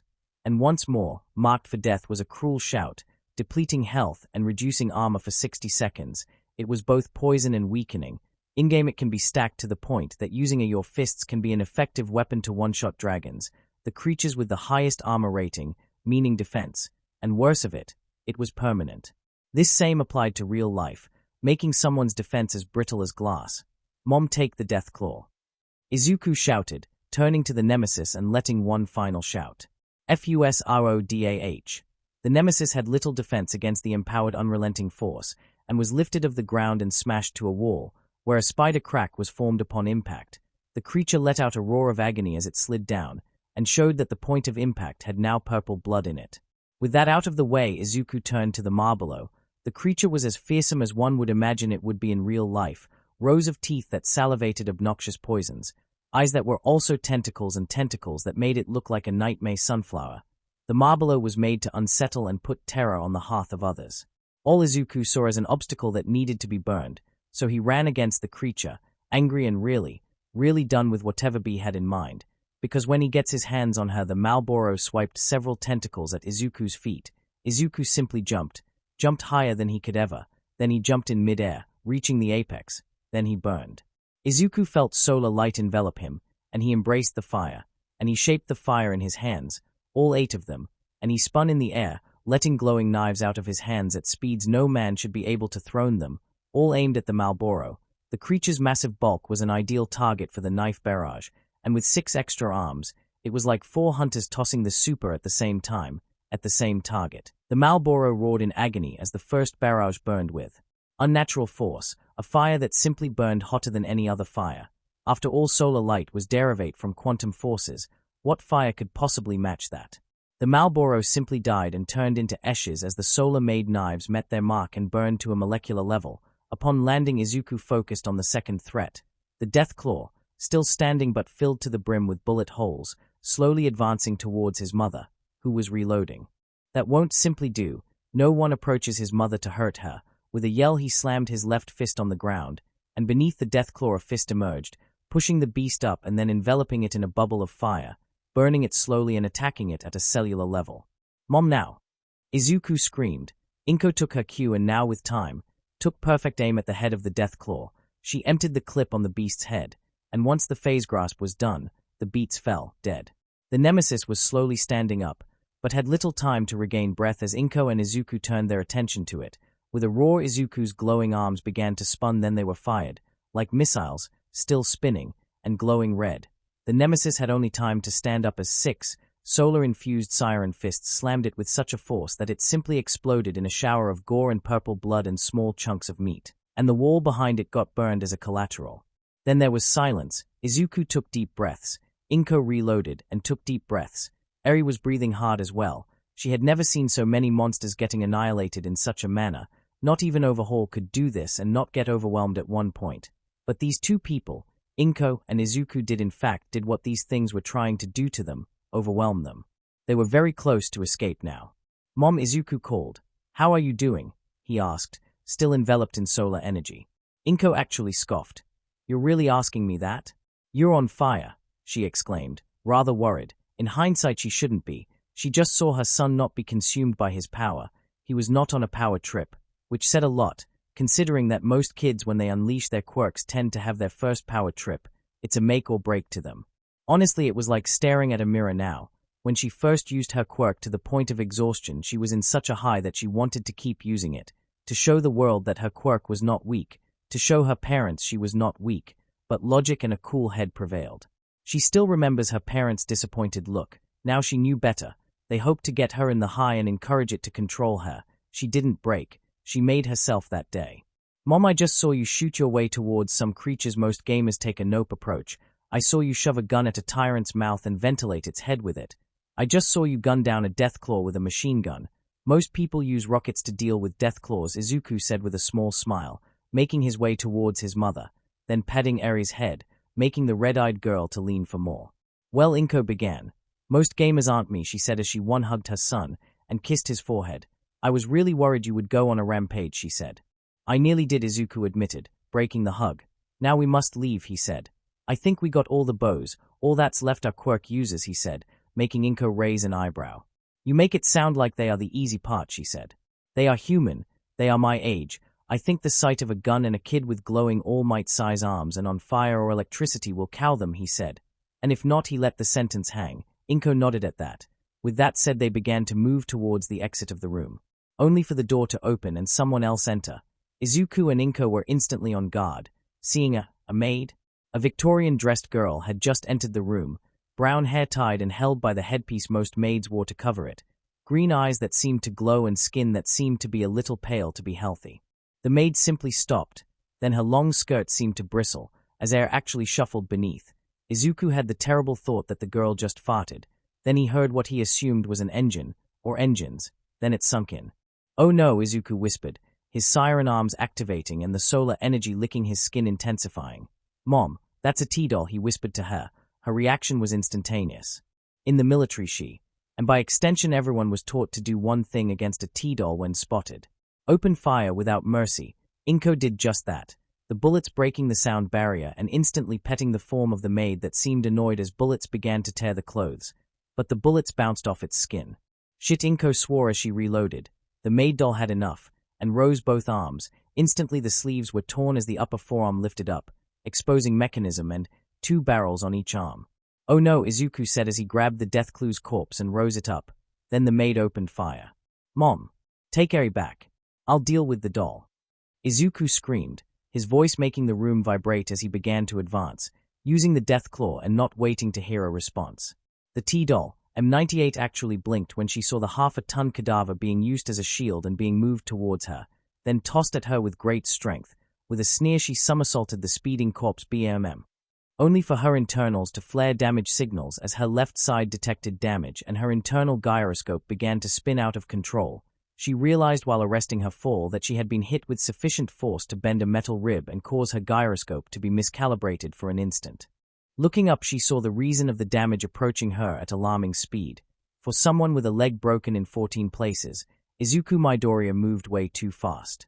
Raising her arms again to fire, M98 had nanoseconds to put them to block instead as 2 fiery phantom arms shot out like missiles, slamming into her forearms with sufficient strength to skid her feet into the ground and burn the sleeves of her clothes, damaging her skin as well. Sensors going at overload as temperatures of over 2000 C were registered. It began to damage the skin, muscles, and metal bones. She could feel her blood simply vaporize within her arms. Jumping away as another phantom arm was fired and hit the wall behind her, cracking it and burning it, M98 began exceptional procedures. "Command, I am engaging with one of the escapees, one Izuku Midoriya, damage to right side of ribs. He can generate phantom limbs with heat output of at least 2000 C of temperature, damage to skin, muscles, and blood minimal, but it can raise if hit enough times." She waited for a response. "Ah, did you just say, oh my god, what kind of readings I'm getting at? Are you fighting at the surface of the sun? I'm detecting temperatures of over 5000 C and what kind of bullshit energy readings are this?" Unknown, but Midoriya seems unaffected, and so are he considers allies. "I spotted his mother close by. At that distance she would be cooked alive, but she was fine," M98 replied as she jumped away into a roll of another attack. This time 3 arms were fired at her, then Izuku jumped into the air, spinning, and knives. Flaming knives appeared on his fingers, and he then tossed them at her. M98 sensors were in overdrive at that point. Each knife registered temperatures of over 1,000,000. That couldn't be right. She shifted her energy to dodge, devoting every single of her processes to dodge the sudden barrage of knives fire at her. A knife grazed her face and her cheek simply melted. Her senses simply froze upon trying to register the damage, only that it was bad. "Jesus on a pogo, M98, what happened? I just got a whole reading that makes no sense." "He melted my cheek," she answered, keeping a healthy distance of the now very dangerous kid. "His dossier was all wrong. Everything about him was wrong." "Excuse me. Your skin is designed to take rockets. What the fuck is going on?" M98, for all her advancements and highly advanced brain, had no clue. Transmitting visuals, now she instantly linked with the transmitter in the Colosseum and hooked into command almost immediately, satellites ushering the transition easily. "The fuck am I looking at? What the fuck why he is not ashes by now? And what the fuck is that shit around him?" M98 had no answer to that either. Even with a quirk, the human body could only take so much before succumbing. Endeavor was registered to generate flames of over 1300 C, and it left him panting due to sudden rise of temperature. This kid right now was generating temperature alike to the sun's photosphere, which meant he was right now the strongest fire user in the world. She could finally hear commotion back on the line. It seemed her operator had decided to hook up with the rest to find a solution. "M98, I am Omega. You got full authorization for lethal force. Do not let that boy get away. Kill him and bring the corpse." Now she had better options for survival. No holding back anymore. "Roger." Engaging protocol La Muerte, she hissed with a grin. letting the source of her energy unhinged. The vents on her tights fully opened, letting heat out and burning her skirt by the sheer heat. Her muscles began to gather mass as more energy was fed. Of course there were sacrifices for this power. She had to shut off long-range weapons, but she had her close-quarter ones.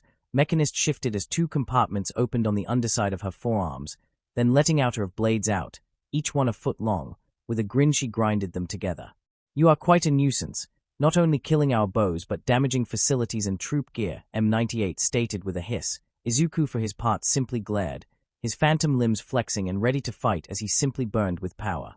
"I am authorized for lethal force. That means you will die. I will kill you, your mother and the child. Your corpses will fuel the goals of the troop of a better world, our world. Be grateful," she stated. His answer, looking at his right hand, then focus, gathering fire. "A lot of fire, my god M98, the readings on him are off the charts. I don't know what's he's doing, but it can't be what the fuck." The operator on the other end of the country expressed her thoughts as she saw Izuku form something out of the fire. Then the fire dissipated and she was what it was. A hammer, a freaking hammer made out of solid fire. What in the actual fuck? "The troop wants to create a new world, out of people's misery," Izuku intoned. Then he cracked his neck. "That kind of world is not worth living," Izuku exclaimed. M98 actually blinked. Did he just would-na kest? Every part of M98's positronic brain yelled impossible alongside the operator on the line as Izuku simply shot onward with little propulsion and some words bang. M98 simply tumbled backwards, crashing around the ground until she rammed her heels to the ground and stopped herself. M98 don't get hit again. I just registered temperatures over 8,000 C on impact alone, and his exerting strength not befitting his size. I think he broke your jawbone and melted the skin. Assume correct, M98 stated. Unlike humans, she didn't feel pain, so talking, even with a broken jaw, was a simple matter. As long the muscles and her voice box weren't compromised, then she could continue talking.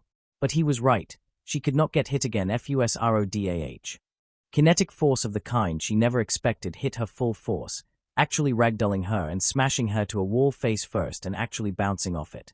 By that point, communications were the last of her concerns as her systems began to actually struggle. BAMM. Again she was tossed again. This time her right side registered mild damage to the dermis, but the bones were another story, catastrophic damage. In short, the right side of her ribcage was broken, and one bone was right now piercing her liver. Wonderful. Righting herself, she launched herself at Izuku su gra dun. Clang. And they began to duel, his flaming hammer against her swords.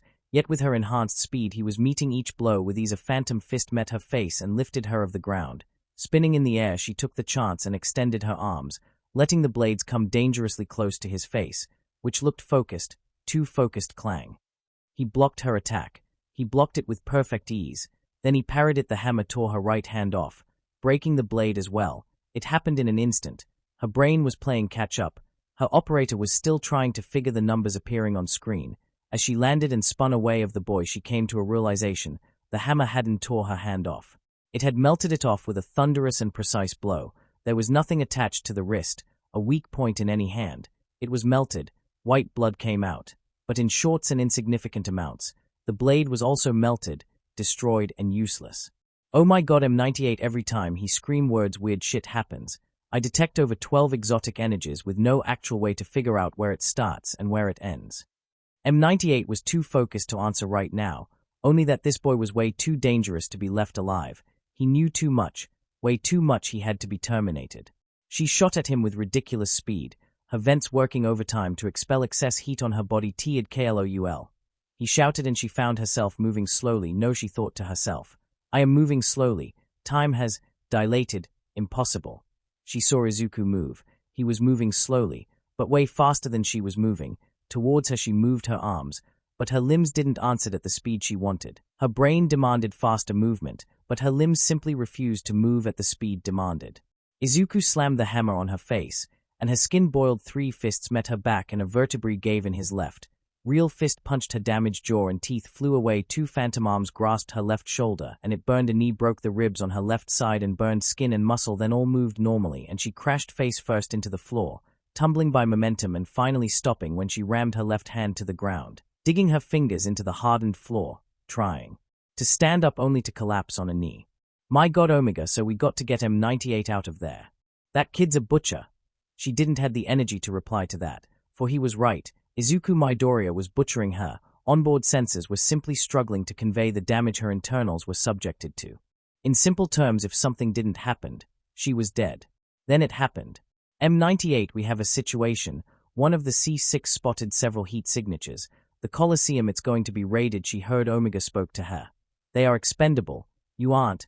We are issuing Thor directive. Prepare yourself. M98 actually tensed. This was bad. This was really bad. This had never happened before on other sites.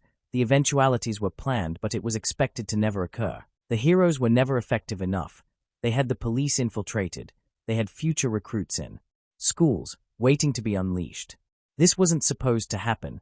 This isn't happening. Izuku, for his part, just looked at the T-doll, trying to stand up, narrowing his eyes at it. He had gone mental with the doll for one particular reason. They were dangerous and deranged. Every single T-doll was a danger to anyone around. Despite having free will, they still obeyed without hesitation. If they were told to kill, they would kill, and worse of all, they enjoyed it. You dolls, I pity you. There. M98 narrowed her eyes. One eye was sparking, actually, dripping white blood. You don't have free will. You just obey, he said with a small sneer on his face. A man chooses, Izuku said as he rose his hammer-wielding arm. A slave obeys, he added. I chose to defy everything you stand for, and he tossed the hammer at her. M98 rose her damaged arm, ready to block and push the hammer aside. Boom.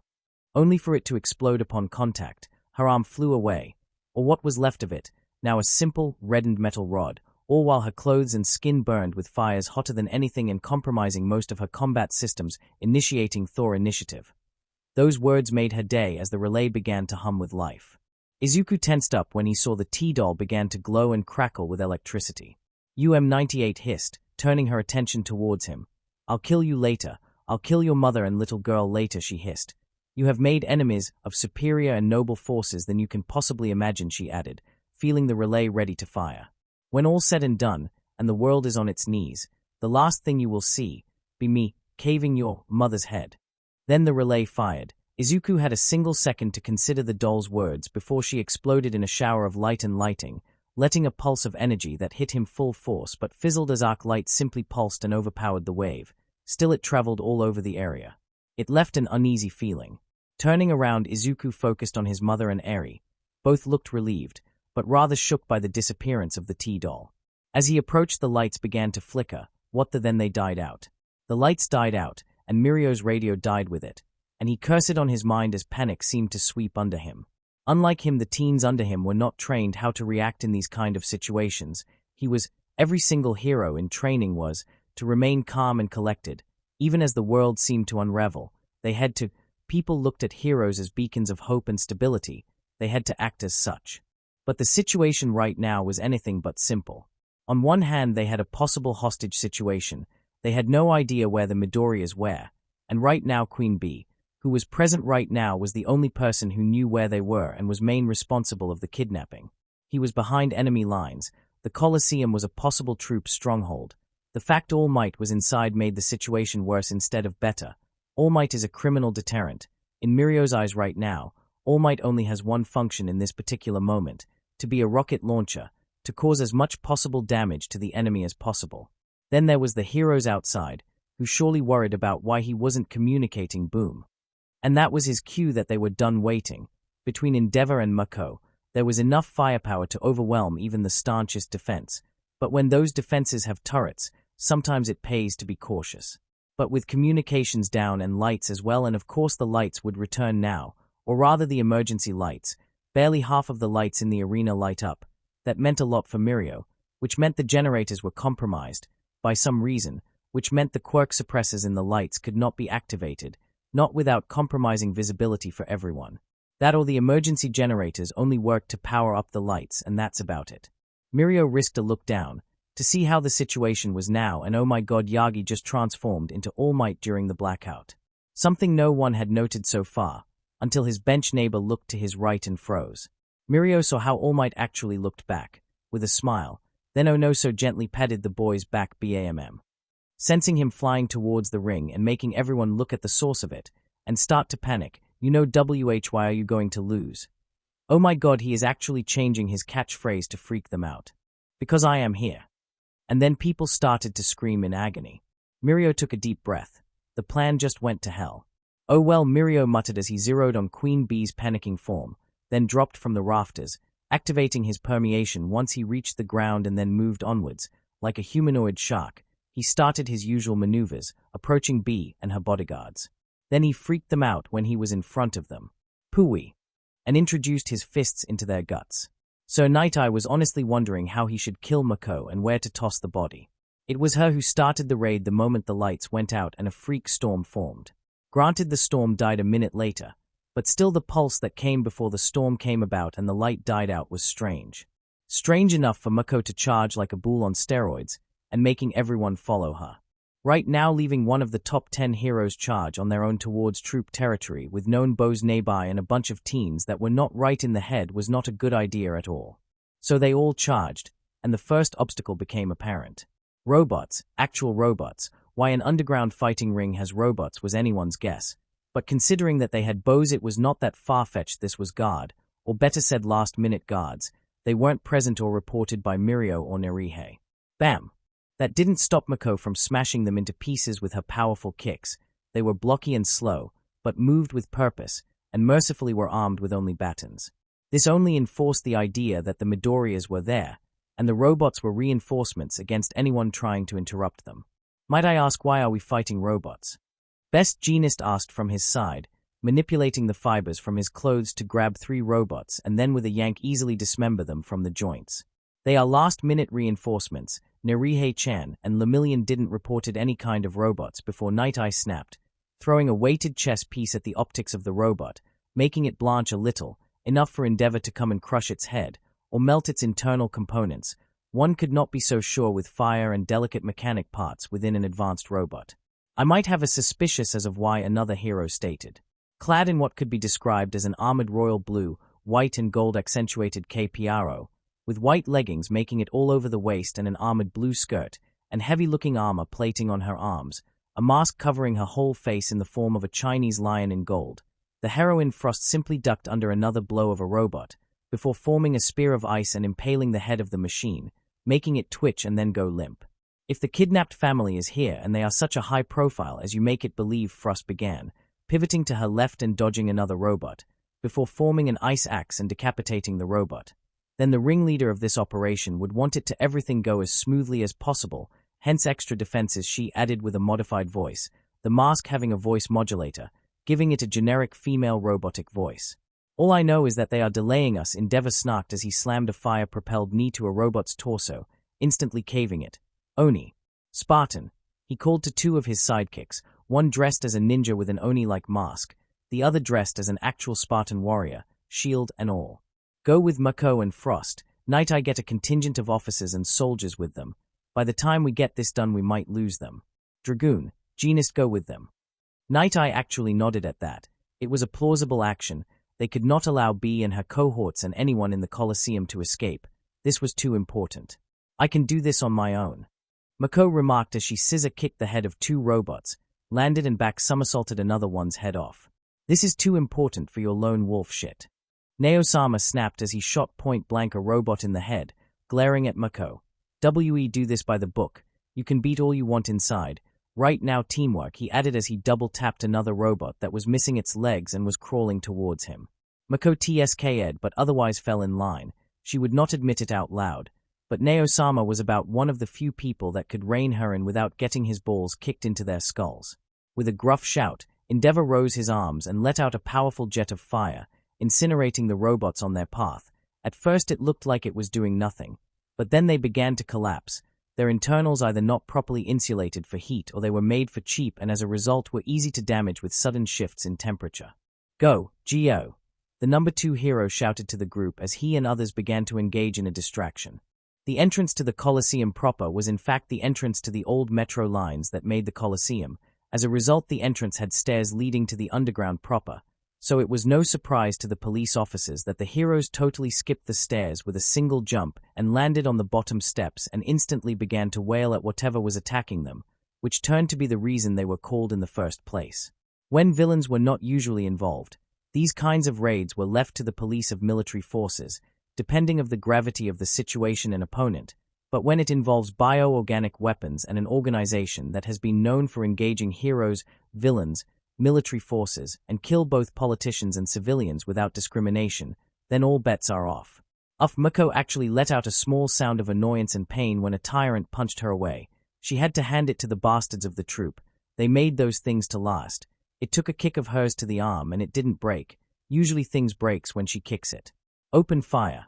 Not that it would help when 5 soldiers armed with armor-piercing rounds fired of suppressed assault rifles began to let it out on the creature that began to actually stagger. Mako narrowed her eyes, seeing how the coat seemed to deflect some bullets.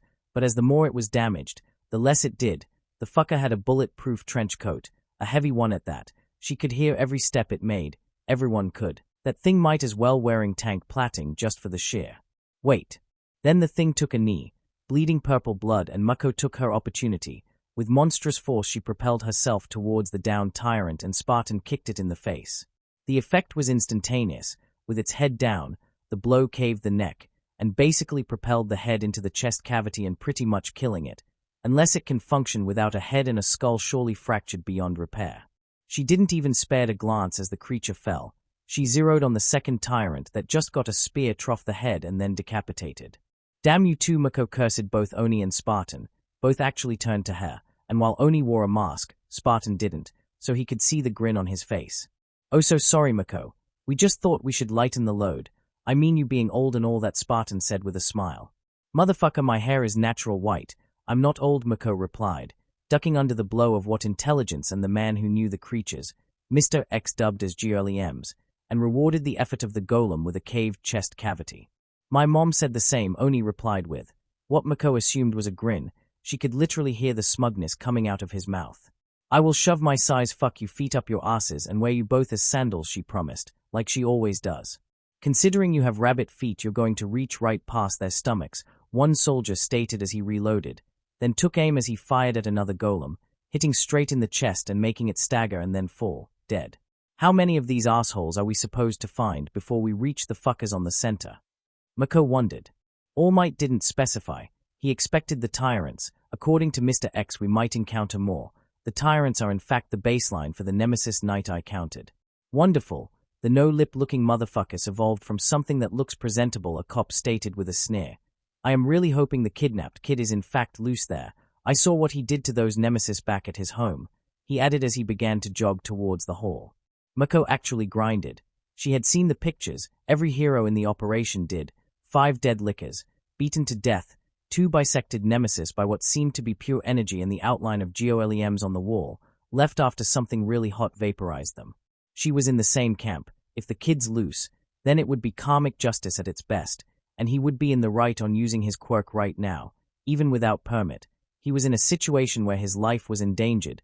He was justified on the use of whatever he has. The crazy knight I never specified what he can do. Shaking her head, she focused on the task at hand. Break the defenses, then break those brats inside, her kind of ops. She didn't like to work with people because they got in the way, crammed her style of combat, highly destructive and highly dependent on speed. But watching Best Jeanist fight, hell seeing Night Eye fight, a rarity, she kinda liked it. It was something she didn't do much. It might help her develop even more her combat style, even identify other combat styles and counter it without so much fuss. Boom. Okay, that was weird, Mako replied, the sound of an explosion sounding way far. Okay guys, double time. We still have a lot of ground to cover, Neo-sama stated, reloading his gun and leading the pack of heroes and professional law enforcers onwards. Oh hell no. The lead is mine, Neo-sama. And they continued onward. Izuku kneeled in front of Eri, the glow of his siren arms, tattoos, the spectral armor of dragon aspect and the arc energy coursing over him giving any sort of illumination to the now darkened room. Eri-chan, Mom, are you both okay? He asked. Eri simply answered with a shy nod. Yes, Izuku, we are, Inko replied with awe. You just totaled a T-doll. The only one who has done something similar has been All Might, she breathed, grasping her son's shoulder. I think you're the first quirk user to make one run away, she added. Izuku for his part looked at the spot where the doll had been. Maybe, he muttered. But that doesn't matter now. We have to leave. Now Inko nodded at her son's reasoning. Holding the submachine gun in one hand, she reached with the other for Eri's own, which the little girl was more than eager to give. So far Inko has been a source of comfort, not to say that her son wasn't. He was warm and gentle, something you don't see when he was able to remove that clawed monster's head. For once in her life, she felt safe. She had never felt safe. With Overhaul and the others she always felt bad, like if she had done something bad and didn't knew why, or she did, but she was too afraid to admit it. The bullets they usually fire, the one with needles in their tips. Whatever that doll used to escape, must have knocked the generators out. We might be lucky, Inko muttered, using her son as a living torch, which was not something Izuku was offended, considering he is shining like a mobile torch. It seemed to be communicating with someone, Izuku replied. Must been their handlers, all T-dolls have one, mostly for coordination, Inko replied, old info back in her military days coming back. Running against a T-doll was practically a death sentence if you were alone, and even a platoon would have problems with one. With time people discovered that the dolls had handlers, people behind the lines that coordinated assaults or relayed info to the dolls, and even found weaknesses of heroes who fought them. Many a hero had perished against a well-informed doll. I don't like it, Izuku stated, walking towards the door the doll had used to get in the room in the first place. With the energy gone, it was just a matter of brute forcing the doors open. He figured they were automatic doors. The doors behind them opened automatically when they got close enough. Then the lights were back on, but flickered and some simply didn't came back at all. Really? Emergency generators, Inko muttered, at least glad there was some sort of illumination. Their walk to the doors was thankfully not met with any kind of BOW. A mercy really. She was tempted to ask her son if he could check if there were more surprises, but she held on. She could see her son was working on fumes. Despite being able to overpower a T-doll and creatures 5 times their size, he was obviously pulling strength from where he didn't had. She figured that having paracasual enhancing powers still was taxing to the body, one that might be not prepared to begin with. The door actually opened, a mercy considering how tired they were. The fact the automatic door was in fact 3 blast doors kinda made her iffy, but considering what the room had held before and the tubes in the room, it kinda told her that this was where the bows were held in. Once the 3rd blast door opened, they entered the last room, one that made Inko raise an eyebrow. The generator room, at the side of the bows room, what the Inko muttered loud enough for Izuku to hear. Mom, this was once the metro lines. They repurposed everything. Those blast doors are about as new as everything else, Izuku reminded her, seeing the generators work. Or at least some did. The majority looked dead and burned out. In fact, Inko wagered that the sudden escape of the doll might be the reason they burned in the first place, and the ones working were in fact the only ones that resisted the pulse of energy. At the end of the room lay what they were looking for, an exit, an elevator, that was currently moving downwards. Crap, Inko muttered. Izuku, go to the elevator and wait on the side. Now her son didn't question her. He seemed to realize the same thing as her now. Someone was coming down. Her son was already on the side by the time she motioned Eri behind her and took an aim at the elevator doors. Ding. Then the doors opened. The first thing Eri did when she saw who was on the elevator was to cling to Inko with all she had, because she was now legitimately afraid. Chronostasis was emerging from the elevator. His mask, that reminded her of birds, made her recoil in fear. The glasses on his mask that covered his eyes made her even more afraid. At least with Overhaul she could tell when he was angry by just looking at his eyes. With Chronostasis she could never tell. Then he noticed her, and Inko noted how scared Eri was. Izuku, hiding on the blind side of the elevator, saw this too, and narrowed his eyes as the man entered the room. Well, I didn't really expected you to be here, Eri, Chronostasis stated, walking in, never noticing Izuku. A big mistake considering Izuku was pretty much glowing. A mistake Chronostasis was not known to make, but considering he just found Eri. Not a single step onward, Inko stated, raising her gun at Chronostasis and making him stop, more than enough for Izuku to stand behind him without the Yakuza noticing this. Lady, you are making a big mistake, Chronostasis stated, pulling his own gun and actually leveling it up at Inko. Izuku bit the urge to shout the man into a solid figure of ice. If he tried anything, he was going to pummel him into paste. Really? Then explain to me why Eri-chan is so afraid of you. Inko began. A little girl, with rags for clothes, bandages on her arms and legs, and looking like she had never smiled or know anything about affection, that put red flags on my head, Inko stated with a sneer. And before you try anything, I have 40 armor-piercing, soft tissue-tearing bullets loaded in a MP5A5 submachine gun. You're in the effective killing range of the gun. Try anything and your last meal will be copper, Inko snapped. Chronostasis actually scoffed at that. I am Yakuza, bitch. Izuku now wanted to remove the man's spine. You as much shoot me, we will have your entire family flogged and put in display for anyone to see and remind everyone we are not to be fucked with. Now give me the child. Now Chronostasis snapped. Inko growled at that. And if I don't? Inko asked with a mocking tone.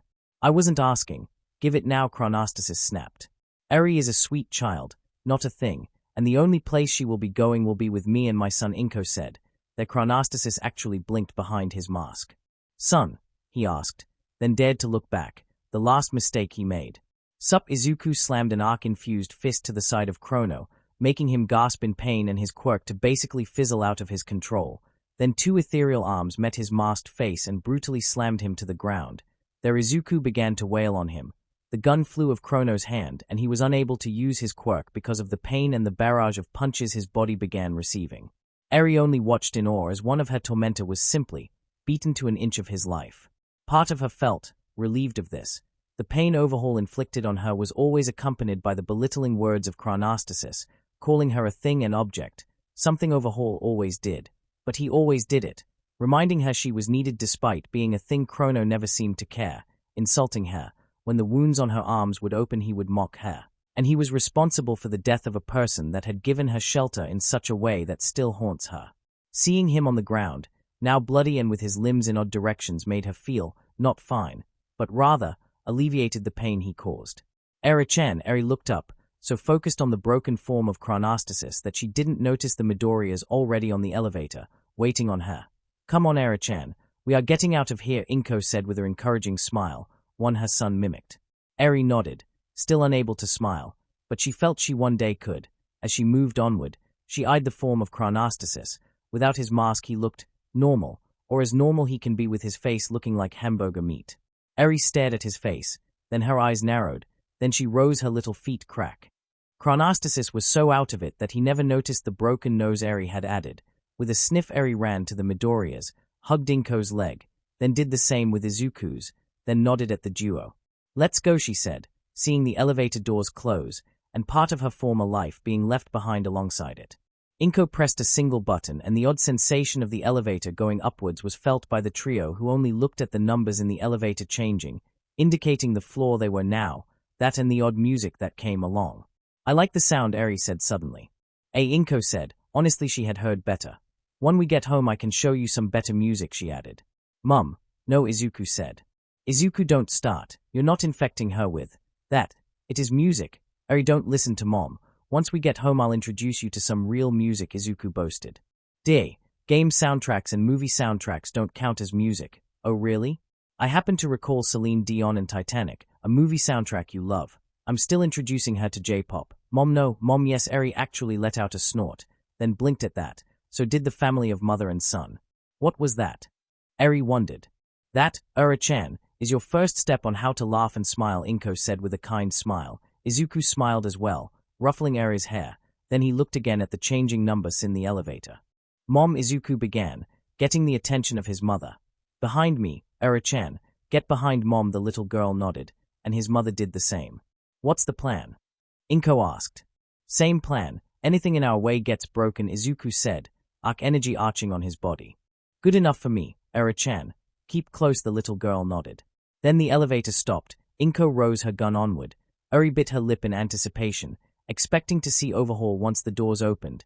Izuku's ethereal arms glowed with the concentrated arc energy in them, his fists doing the same and his siren tattoos glowing blue that before. Ding! Then the doors opened and they were welcomed with chaos, teens flying left and right, quirks going off, fire, and screams of pain. You are misguided. Holy shit, Izuku swore and Inko tensed. They recognized the voice anywhere. Allow me to rectify your mistakes. All might, Izuku breathed, turning to his mother, a smile on his face. Inko actually had a look of disbelief on her face. All might is here, Izuku said. Surprise bitches. Crescent boom. Boom. The room shook with the boisterous voice of Mako, alongside the agony of whoever was at the range of her arguable, weakest attack, but the flashiest and the one less likely to kill someone. Mako, the rabbit hero, Izuku hissed in surprise. Seeing from their point of view the form of the rabbit heroine, then more heroes began to pour into the chaos. All Might. Was that Lemillion-san? Poopira. And why he was imagining right now in an Old Spice commercial. Boom. Another explosion, this time high in the rafters, and Izuku and Inko realized how bad the situation had been perceived when they saw the military roll in with the police and the heroes. This was nearly unheard of. Izuku could literally count with one hand the number of times this had occurred in the world, 4 times.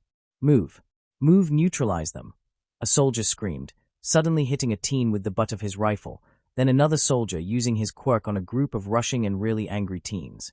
The term right now was controlled chaos, quirks going off and screams of pain and rage. Take those fuckers down. Kill All Might now. But one voice stood out the most in this chaos. Izuku hissed, fist clenching in anticipation to break the girl's face and legs, but he restrained himself. Looking around, he spotted a bigger target. Mom, on our left, up, see what I'm seeing. Inko looked where her son was looking, and her eyes narrowed. There, running away and with an escort Izuku recognized as students of his former school and what Inko assumed were 2 tyrants. Principal Honda looked at the chaos around him in anger and fear, never noticing that Izuku and Inko were following his movements. Honda, Inko hissed, looking at the retreating principal, then looked at her son. Izuku dear, let's break him. Izuku wasn't a vindicated person that enjoyed the pain from others. But this puts a smile on his face. Mom, Ura-chan, hold on to me. We're gonna blink, he declared as he held both hands onward, then yanked them to him. Principal Hihachi Honda continued to move away with his entourage. It angered him that when all seemed to go well, then all hell broke loose when the lights went out, and when the emergency generators kicked in, who was waiting back in the light? All Might, who pulled a freaking slasher move and appeared out of the ether and started to wail on everyone. Then another hero dropped in, and did the same. The things started to blow up outside, and the fucking teens started to fuck things up by using their quirks in panic. Didn't they know that no one their age could take on fucking All Might? They were wet between the ears. They really didn't knew how to fight. Most of them were thugs, not even close to become villains, just a bunch of animals bidding to become something that they are not. He was really looking forward to see that brat die alongside his mother and the other kid. Call him a sadist. He is one. He hates the brat. Simple as that. He simply hates him. Hates his mother. Hates his family. In fact, he hates him because of what he stands for. To be determined, even in adversity. In this world you have a place. You either accept it or you will be broken. Izuku Midoriya didn't accept his position as a fuck-up, so it fell to others to break him into that role. Just that he kept resisting, kept fighting back with that silly thing called hope and determination.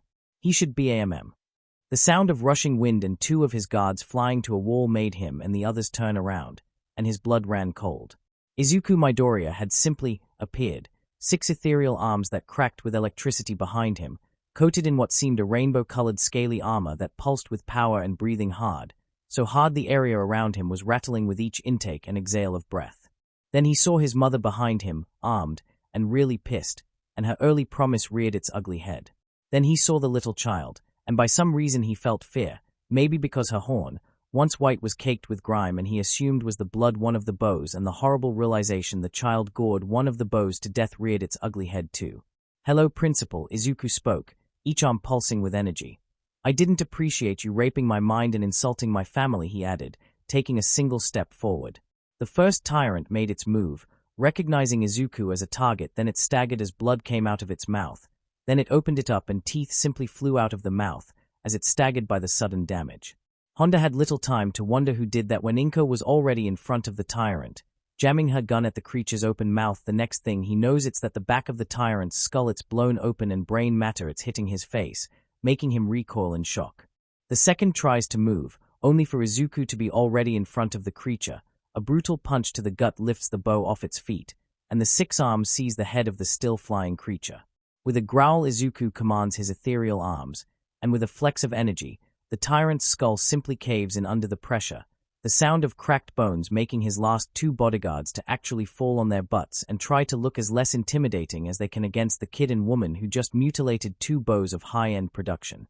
Honda for his part snarl, and lifts his hand, ready to use his quirk on Izuku on Inko, then pain.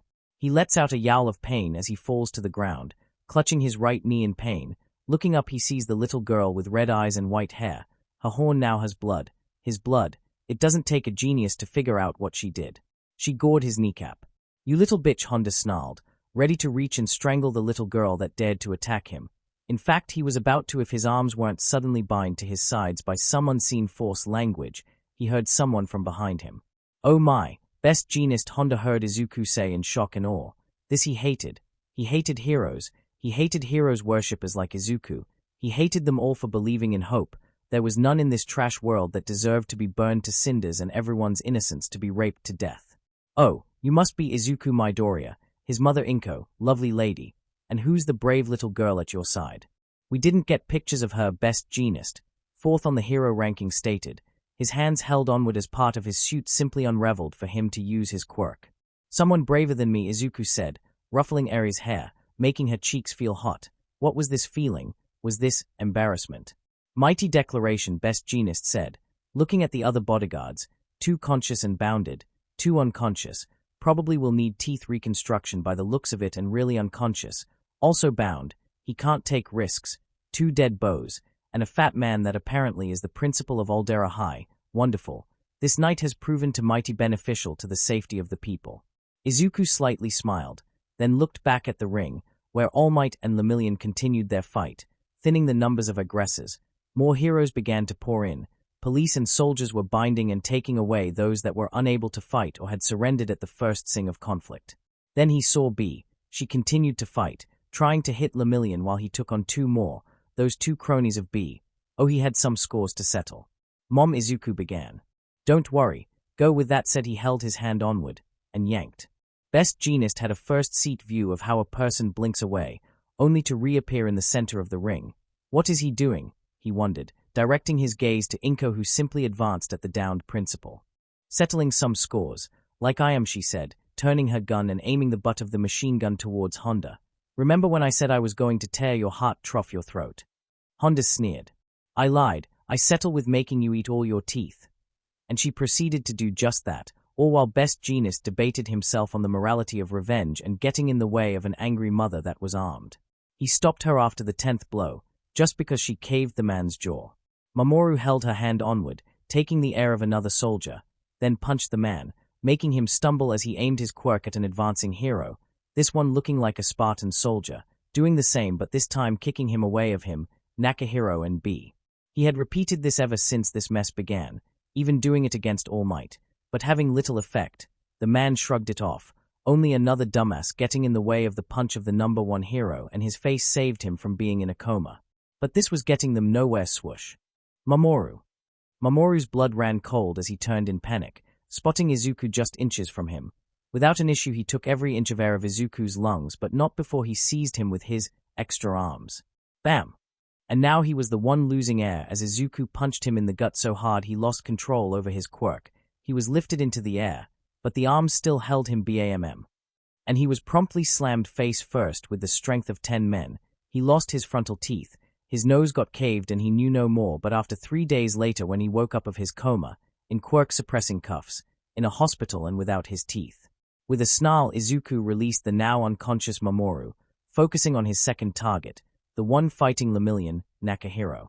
Lemillion saw him come, Nakahiro didn't, which explains why he was so startled when he grabbed him by the shoulders, turned him around and gave him a light-infused headbutt that knocked all his teeth and launched him towards All Might and the fighting B, who could only watch in shock as her underling flew away. As for B, she saw death. B! Izuku roared, his voice actually drowning everyone else's, and making some stop. Many of those Aldera students that were now really regretting treating Izuku bad. They just had set off a bomb off. I'm going to break your legs like twigs. Izuku snarled as he was enveloped in fire. B, not even thinking it twice, launched herself using her quirk. This time she wasn't going to half-ass it. She was going for the head. Her right leg burned and twisted, the sudden and violent change of direction registering after the pain in her right leg. But she still had her left, so she lashed with that one, which got seized immediately by the extra arms of Izuku, only now noticing the small hammer on fire his right hand, the hammer which he used to break her right leg. Cold settled on her stomach when he saw him, his glare at her. You can't use your quirk if you can't find purchase. For that to happen your legs have to be in perfect shape, he snapped as he rose his hammer. Young one, no. Young one, yes. And he brought the hammer down on B's knee. Her scream made the rest teens to stop fighting altogether, too spooked to try anything after that, even more when he slammed her down, face first, and her screams were drowned by the ground. Izuku by that point was panting and looking rather angry, seeing finally those who had seen him die for their entertainment, to see him and his mother die for their amusement. He recognized several as students of Aldera, and he snarled. "Well," Izuku snapped, his voice making the room vibrate. "Are you not entertained?" His scream took whatever fight they had left. They weren't entertained. At all. The night was cold, All Might must. Not as cold as before, maybe because of the fight he felt warm, the adrenaline and the rush of blood warming him, but also it reminded him of his wound and age. To be perfectly fair, he had just noticed, considering he had pretty much rested for over a week, it was to be expected. His body had taken quite some time to heal on its own without him buffing in and out and putting stress to his body. There was also a small sense of bitterness in the air, not on everyone else, but on him. Everyone else was on a cheery mood. They had just dismantled a huge troop operation, decapitated several gangs, captured several most wanted in the country, all in a single stroke. Yet some had escaped, like the arsonist Darby. He had seen him escape once the fight had broken out, and had tried to cut his escape, but then the bastard went and burned several teens to cover his escape. All Might, between fighting, had put the fires on their bodies, but blue fire burn incredibly hot and incredibly fast, so it was no surprise they had gained third-degree burns with barely seconds of exposure. They would recover, but would surely have sequels of the attack. Maybe he felt cold because a kid, pretty much the kidnapped kid, and his mother pretty much went on a rampage, and he crippled another kid in front of him. True, the mother did the same with the principal, but the fact remained, it happened in front of him, he allowed it to happen. Yet a part of his mind was right now calling him a hypocrite, considering what he did 5 years ago and what led him to the state he is known. The only difference between him and the kid was that the kid pretty much assured himself to not have nasty surprises. He neutralized the girl's quirk, brutally too, and knocked her out. He ensured that she would not try anything. If only he had done the same with All for One, he might not have a hole in his side. The outside of the Colosseum was packed with ambulances, detention vans, and cop cars, also military vans. They were carrying the captured first to the police stations in the city for profiling, then they would be moved to detention centers. Their crimes were many. An assault on a hero was a minor offense compared to attempt at murder at an officer of the law. No matter if he was a soldier, a police officer, or a hero, it was bad. Many of them would spend some long years behind bars. Their rap sheets were lengthy and made him feel sick. The troop had really corrupted them and nurtured a wicked nature in them. He felt like he had failed. Many of these kids were really angry at them, at the heroes, at the police, at anything really.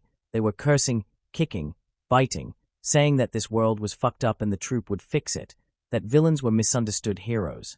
"That's a new one," he mused as he spotted Naosama. The detective gave him a small nod as he continued to make rounds and round up any straggler.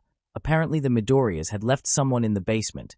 To Night Eye's surprise, a Yakuza, according to the family, who was actually looking for the girl that they now protected, and had crippled the principal with her horn, a very sharp horn he might add. That thing went through bone and cartilage like nothing.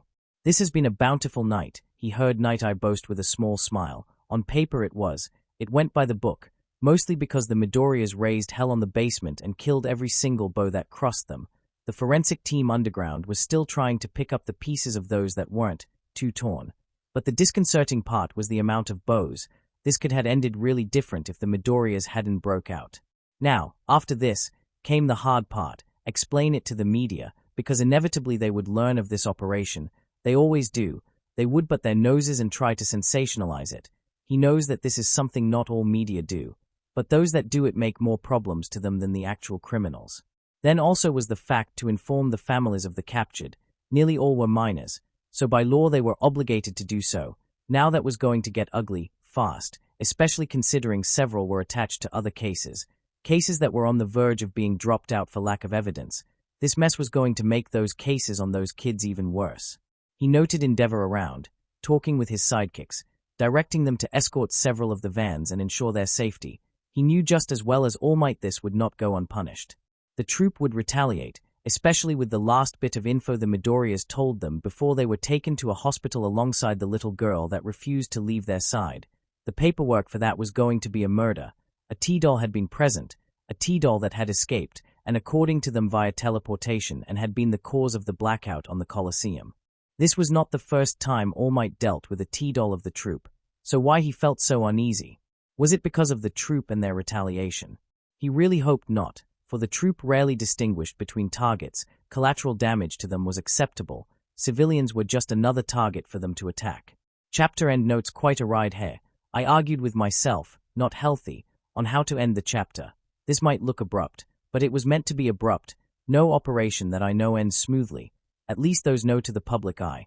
In this case, a joint police or military hero raid on a no-terrorist organization base of recruitment will have consequences despite how successful it was, loss of manpower and bows, and a heavily damaged Terminator doll. I'ma go and do a background for their creation. In detail, it's not something an organization the size of the troop will ignore. Especially when a civilian was responsible for most of their bows and special assets damage and destruction. So there you have it, another chapter done. I'ma gonna take this day off, gonna grind Destiny 2 because I love grinding. I'm so old-fashioned that I actually like grinding. Then I'm gonna start with the next chapter, and possibly the lore dump fic if you so desire. That's all for now, folks. HYPN0S signs off. Wish you all a good day. And to those who are currently facing dark days, remember, we have faced worse and come up on top. Don't let a single slip keep you down. Please leave a like and subscribe for the next part.